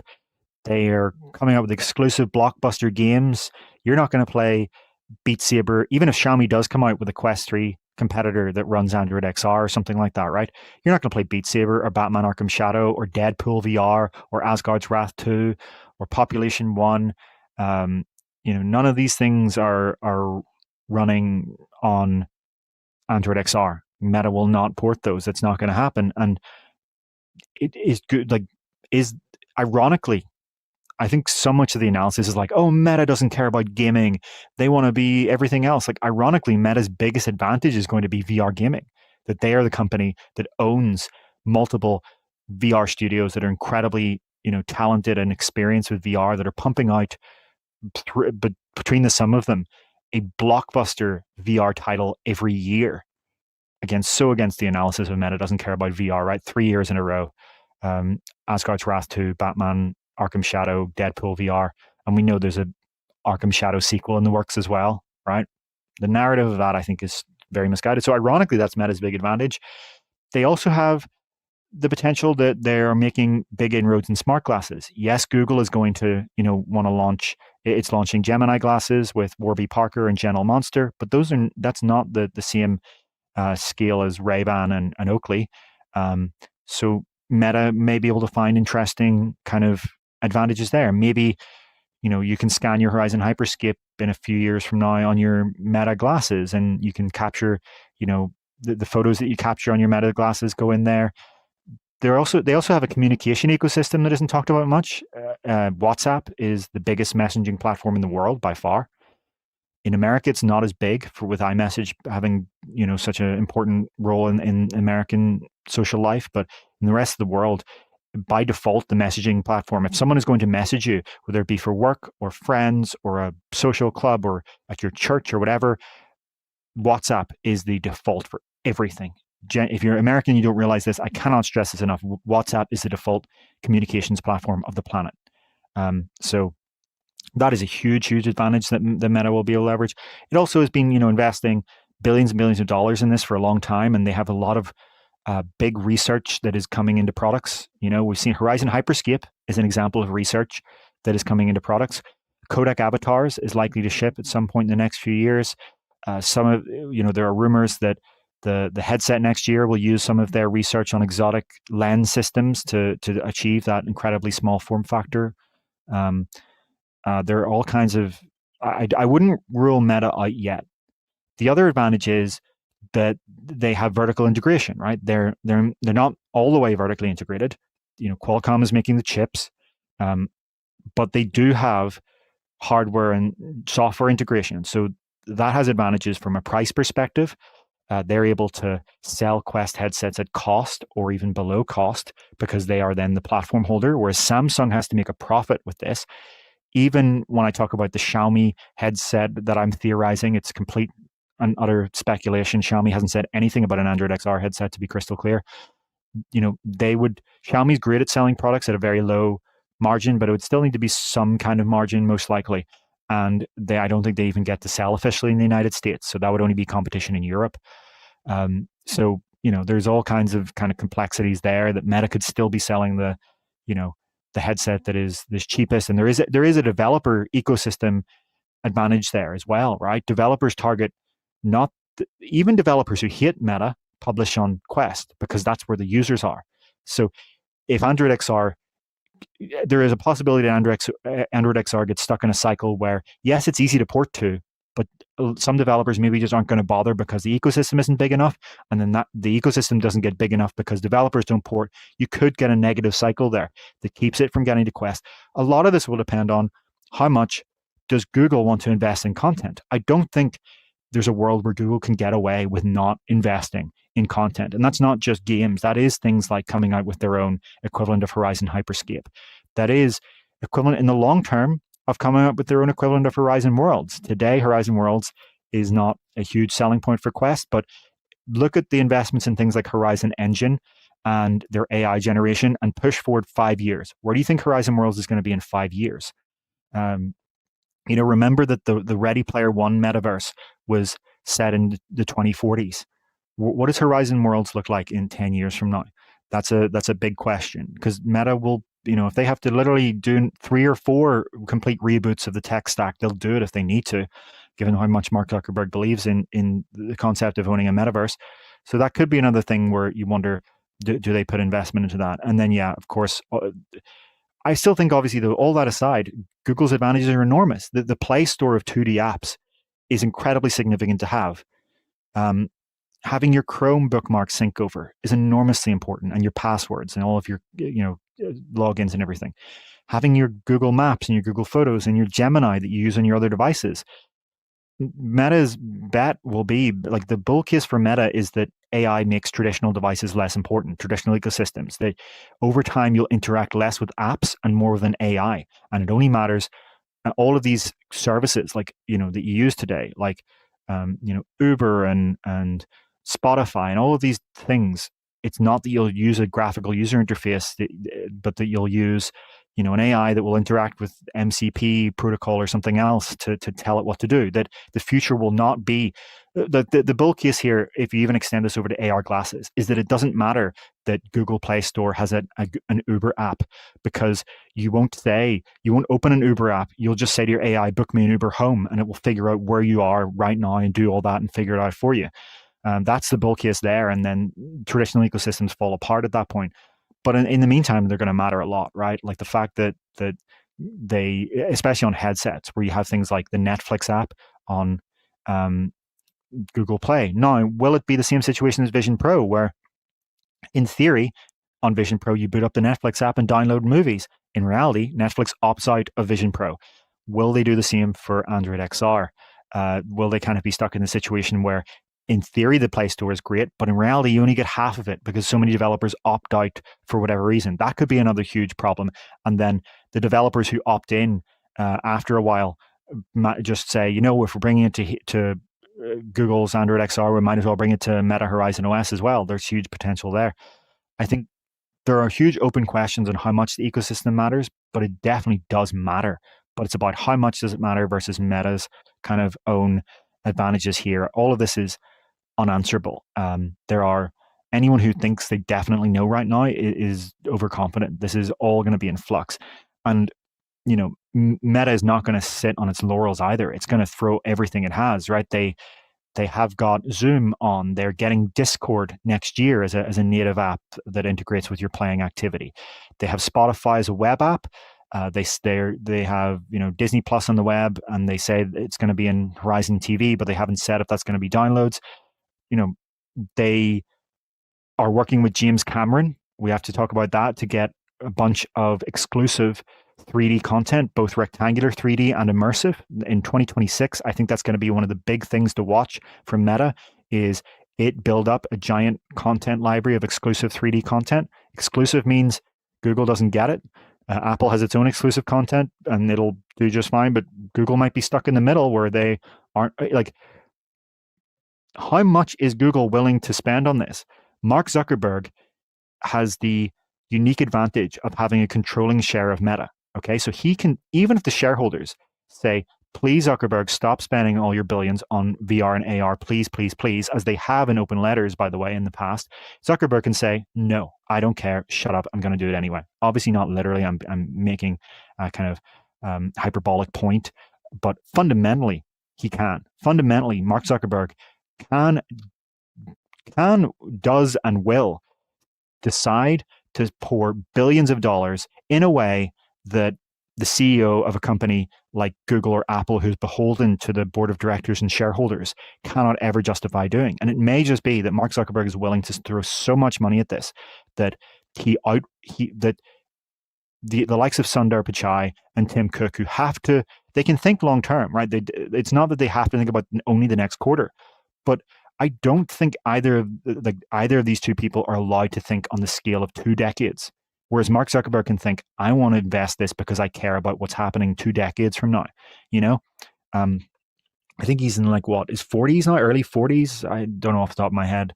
So he's going to be in 2 decades in his 60s, which is well within the age of many CEOs anyway. I don't think he's going to step down anytime soon. So that's the scale we're talking about here. And we saw that report from the Wall Street Journal a few months ago that Meta is actually courting Hollywood with millions of dollars to try and get some of this 3D content into Quest. And anything that goes exclusive to Quest is not on Google. And that does matter, right? Does it yeah. So even the advantages that this hardware will have over Quest 3, in terms of 4K, Micro-OLED and eye tracking, all it takes is for another Horizon OS headset to come out and do this. And then at this point, it just becomes software versus software. And the head start Meta has matters in software as well for all of the things around the margin, all the little features that you see in every little Quest update that we talk about. All of these things are things that Google has to then add over time. The first release is going to be an MVP. We've seen some of the features. It has some cool stuff, but it also is missing some of the stuff that you might find valuable on Quest over time. So Yeah, even little things you don't even think about much, like inside out tracking and things, or inside out body tracking and things like that. Guy Godin is making a big point that Meta's massive investment doesn't mean it's invested wisely, and I think another word for that would be efficiently. Um, some of the money they throw is completely wasted. Others do come into products, right? Quest 3's pancake lenses that are best in class, and they're only just starting to be equaled now. Almost 2 years later. Quest 3's pancake lenses are the result of Meta's multi-billion-dollar investments in fundamental optics research. And a lot of the pancake lenses you see now that are actually equaling it are piggybacking off the supply chain that Meta built for pancake lenses, but they were first, right? That's an example of something like that. Things like hand tracking. Quest had hand tracking before any other standalone headset had hand tracking, any other consumer standalone headset, and its hand tracking is still better than all of the other HTC and Pico headsets. There's a big difference in things like that. Hand tracking is only practical, really, on Apple Vision Pro and Quest 3. On the other headsets, it's not there. That's another example of computer vision coming out like that. And yeah, it's going to be interesting to see how that sort of stuff pans out over time. I think some of the big investments that Meta has made are also not even there's this idea that if it's not out by now, 2025, it's wasted. No, there are big investments that are going to start panning out in future years, right? Horizon Hyperscape's an example, but the headset coming next year, our understanding is that it's going to be using exotic lenses that were developed by Meta's R&D department in order to come out with a form factor that is, something like 120 grams for a full headset, which is crazy. And obviously the compute and battery is offloaded, but it's still, you're talking about like big screen beyond weight, except you also have cameras and sensors on there, right? Like it's not just VR, it's mixed reality as well. So yeah. Having a look at some of the comments here. Horizon World isn't a bad idea. Question, Golden questions. Yeah, I don't think it is a bad idea. I think a lot of it's just badly done so far, but it's like the idea of a metaverse, as in being able to go from experience to experience without having to download and install an entirely new app from an app store. I think it suits VR very, very well. I think the vision kind of shown in fiction like Ready Player One and Snow Crash and such, obviously they're dystopian stories within it, but the general vision is useful. I don't think there is a metaverse where you have to download and install a different app. I think fundamentally you do want to have the same interactions, the same content, the same avatar, the same gear, being able to be spread over a universe of content. And like VR chat is the same kind of thing, right? But I think you want to, I think the fundamental idea is not bad. It's just the implementation so far has been horrendously poor. But just some of it is just the constraints of standalone hardware today. And I think let's see where it is in 5 years.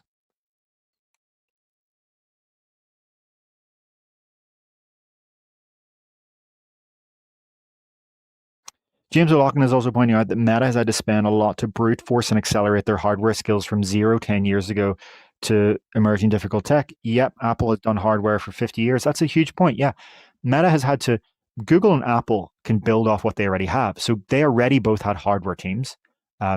Apple had hardware teams, obviously. And so Vision Pro is just a new kind of hardware. It also had system software in an ecosystem. Vision OS is at its very root based off iPad OS, which is based off iOS, right? So they're using iOS from 2007, got built into iPad OS in 2010, and then now in the 2020s, Vision OS comes out of it. All of the core fundamental software gets to be used there, as well as all of the experience and UI and stuff, and all of the developer tools, they all get to be extended. Meta has had to go from making no hardware, 10 years ago to becoming a major consumer electronics company. I think I said on, I think I said on New Year's Eve 2019, I can't remember where it was, if it was on social media or on a podcast or something, but I said Meta is going to enter this coming decade as a software company and end it as a hardware company.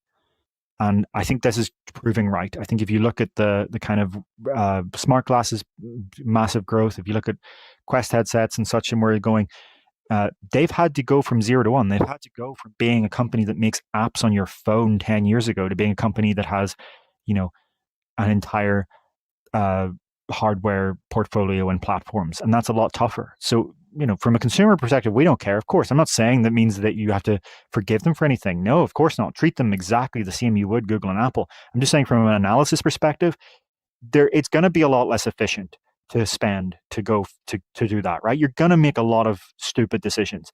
And there's also the innovator's dilemma, right? That being first means you're the ones to make mistakes. Apple and Google were able to come along and learn from everything Meta did right and wrong in Vision OS and Android XR. They got to be the Meta gets the first mover advantage, right? It's built up an ecosystem. There are tens of millions of Quests out there. It's the default development target for if you're building a VR or mixed reality app, right? That experience matters. They've been able to build up game studios that have learned to build over years. They have learned a lot from what's wrong. They've made so many mistakes. I'll be the first to tell you, they've made stupid mistakes and they've made mistakes that anyone would have made in their position. They've made both kinds of mistakes, but you don't know what would Google have done. Would Google have made the same mistakes? Would Apple have made the same mistakes if they had to be the first as well, to build like a major standalone platform on consumer scale? Who knows? So some of that does have to be taken into account. But of course, it's horrendously inefficient. But at the end of the day, it doesn't really matter that much, right? Meta's making um, dozens of billions of dollars in profit a year. I think it's like more than 60 billion in profit a year. A lot of the time, it's like, man, Apple spent how many billions on their car project that they scrapped, right? It was a disaster, according to all the reports. Apple came up with a car that no one would ever have wanted to buy, and the technology didn't even work. Google has had a bunch of Google X projects that fell apart. Of course, they had like a bunch of moonshot projects. Waymo is a great example of one that worked, but for every Waymo, there were like 10 stupid ideas that fell apart. It's at the end of the day, sometimes you have to have blue sky research. Sometimes you have to just try a bunch of stuff and waste billions of dollars at this scale.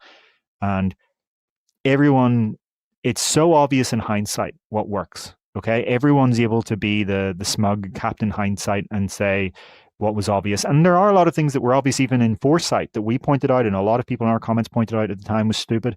But some of the things, it's a lot harder to be the man in the arena and be the first to try these things than it is to sneer at it. And so you do have to respect that they were the first big tech company to pour billions of dollars into this and really try, and that's going to come with a lot of mistakes. And again, Chester Meadows saying, I think we're all tired of excusing Meta at this point. We're not excusing them. I'm not excusing them. I said that explicitly. I'm saying you can still judge them for all of these things, and as a consumer, you should never care as an actual buyer of these products about the behind the scenes stuff. We care on this podcast because this is an industry analysis podcast, and caring about behind the scenes lets us analyze and understand what's coming next. That's why it's interesting for us. But as a consumer, if you're going to spend your hard-earned money, never should you excuse any of these companies for any of these reasons. You should care about you should care about if you didn't even know anything about these companies and you went into a store to buy one of these products. How does it work for you? How well does it work in your life? What's the advantages and disadvantages? What works, what doesn't, what's great, what sucks? That's all that should matter to you. And I'm being very clear about that. And in no review do we ever make any of those considerations, by the way, even in our game reviews, right? Which is tough in the game reviews because sometimes you get a game from a studio of a couple of friends or 5 enthusiasts who have come together and sold their car and remortgaged their house and lived on spaghetti and beans for 3 years to build their passion project. And sometimes it's amazing and it's the best game you've ever tried. And sometimes the same situation, same origin story happens and the game sucks. And there's nothing that pains our games writers more than when they have to report, they have to review a game for that sort of scenario. And it sucks. But unfortunately, that's not our job we can tell you about it. We can put in an article, this is their story. But when it comes to, as the consumer, you're allowed to put that into if you want. Most don't. Most consumers don't care. At the end of the day, what matters is for the money I pay you for a product as a consumer, what do you give me? That's the world. That's it. That's the market. That's capitalism. That's it, right? So the backstory is interesting because it tells you what's happening next. It's interesting from a lot of us from a kind of news perspective. But I am in agreement with you that none of this matters. All that matters to the consumer is what is the product like.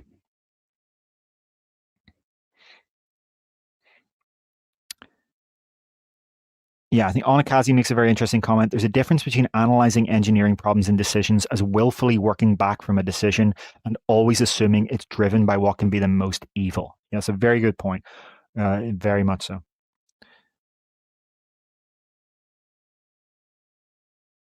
John Skelly is saying an Apple car would still sell amazingly well. I tell that to Tim Cook, who cancelled it after. I don't have the figure in front of me. I think it was dozens of billions at least. Curious to bring that up. Apologies again, folks. The solo show means it's harder to bring stuff up. Yeah, they spent they spent over 10 billion, not dozens of billion, but they spent over 10 billion on the project and scrapped it. They would not be doing that if they thought it had any chance of selling well. I think it just was fundamentally flawed. They've moved a lot of those people into the CarPlay Ultra thing, where you're it's like much more than CarPlay. It's CarPlay that takes over the whole system software of the car, and it is used in like Aston Martin. I think is the first to use it. So they have it. It's not that was all wasted. They are using some of that R&D, but the Apple Car project itself fell apart. Just showing you that like this happens all the time. One of the things I would also point out about Meta's R&D and people saying, "Oh, this never ships. It was all worthless." Meta is one of the only big companies that ever shows you their R&D. Do you have any idea how many internal projects at Apple get scrapped? And at the end of the day, they all look at them and go, "Okay, this was pretty dumb. Why did we even try this?" Or "This was never going to ship." The difference is that Meta shows you. I think like Meta should be commended for that, right? I think we can all agree that they should be commended for showing you the R&D. When's the last time you've seen Apple's R&D? Never, because they never show it. The only time you ever find out is if Bloomberg's Mark Gurman somehow finds out about it, which he does every time. But yeah.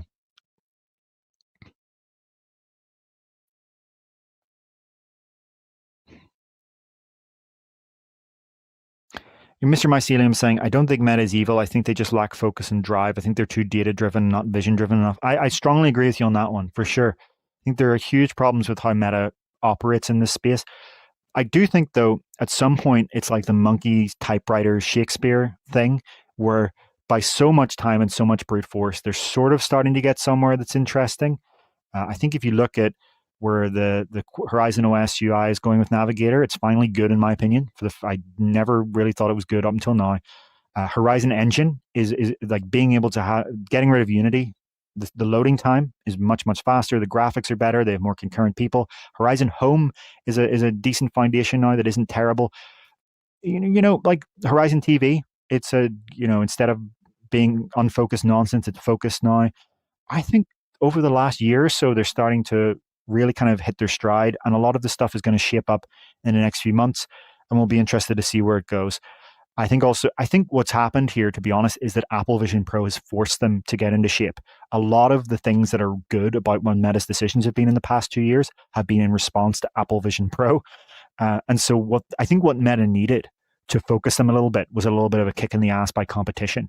And I think in some ways that's what Android XR is going to offer. Android XR and Apple have the advantage of being able to learn from Meta, but Meta can also learn from them, right? So anything that Apple Vision Pro does well, Meta starts to, implement, right? So spatial videos, example, like a couple of months later, Meta lets you view your spatial videos on your Quest, right? Your panoramas that you view from your iPhone and Vision Pro, Meta does that. The immersive video thing, they partner with James Cameron. You can see that they are reacting. They are, Horizon TV's interface is a lot like Apple TV. The home space, they realized, you have to gear that up. Even the multitasking that you now get on Quest, all of that was clearly. Andrew Bosworth, the CTO of Meta, will argue that it was all in development before. Maybe he's right. I don't know. But at the very least, I think prioritizing shipping it would have dramatically changed with Apple, and that'll happen with Google. So yeah, thanks everyone for our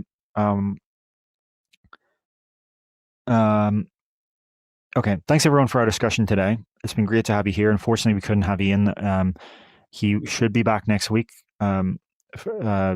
I'll let him kind of talk about that next week. So hopefully he should be back next week, and we'll have him on the show. But I think we got through a lot of topics this week. Really unusual that we ever have 2 shows in one week. So if you didn't catch our Connect special, you can go back and watch it for all of the coverage of the Meta Connect stuff. I think next month is going to be a really big month. We're going to potentially get an Apple headset, the upgraded Vision Pro, Samsung's headset and Android XR, and maybe Valve. I don't know. I have no insider knowledge. That's just me guessing. It could be a massive, massive month. The amount of caffeine I consume is going up every month, every year. This is fun to cover an industry this fast moving with such a small team. And if you do appreciate our reporting and our small team working at ungodly hours and trying to really stay on top of an industry that we are not staffed to keep on top of, please consider becoming an UploadVR member or patron on UploadVR.com. And if you're not in the financial position to do that, totally understood. In that case, if you could just, like our videos, share our articles around, if you find them interesting and they're relevant to a subreddit you're on, share them to that subreddit. That would obviously, that's also very appreciated to get our articles in front of as many people as possible. And yeah, thanks so much, everyone. I hope you enjoyed our Connect coverage last week. I hope that you've appreciated us coming on to talk about the other news today. It's got a donation, 10 euros. I can't see the currency here, from F Meister 94. Thank you so much for your donation. Really appreciate it. If you're wondering, what's the practical advantage of money giving it to us, what do we do with it? Ian's jokes about business class are jokes. I hope so. I promise you, I will never be flying business class with your money. What we will be doing is using it to increase our freelancer budget so that we can offload some of our smaller stories and stories where a freelancer happens to specialize in that area. And that means that our core staff then can focus on bringing you more and more content that we would have had to spend the time to cover what we could use freelancers for. That's a practical, direct example of what we primarily use your money for, increasing the freelancer budget to be able to cover more and more of this industry.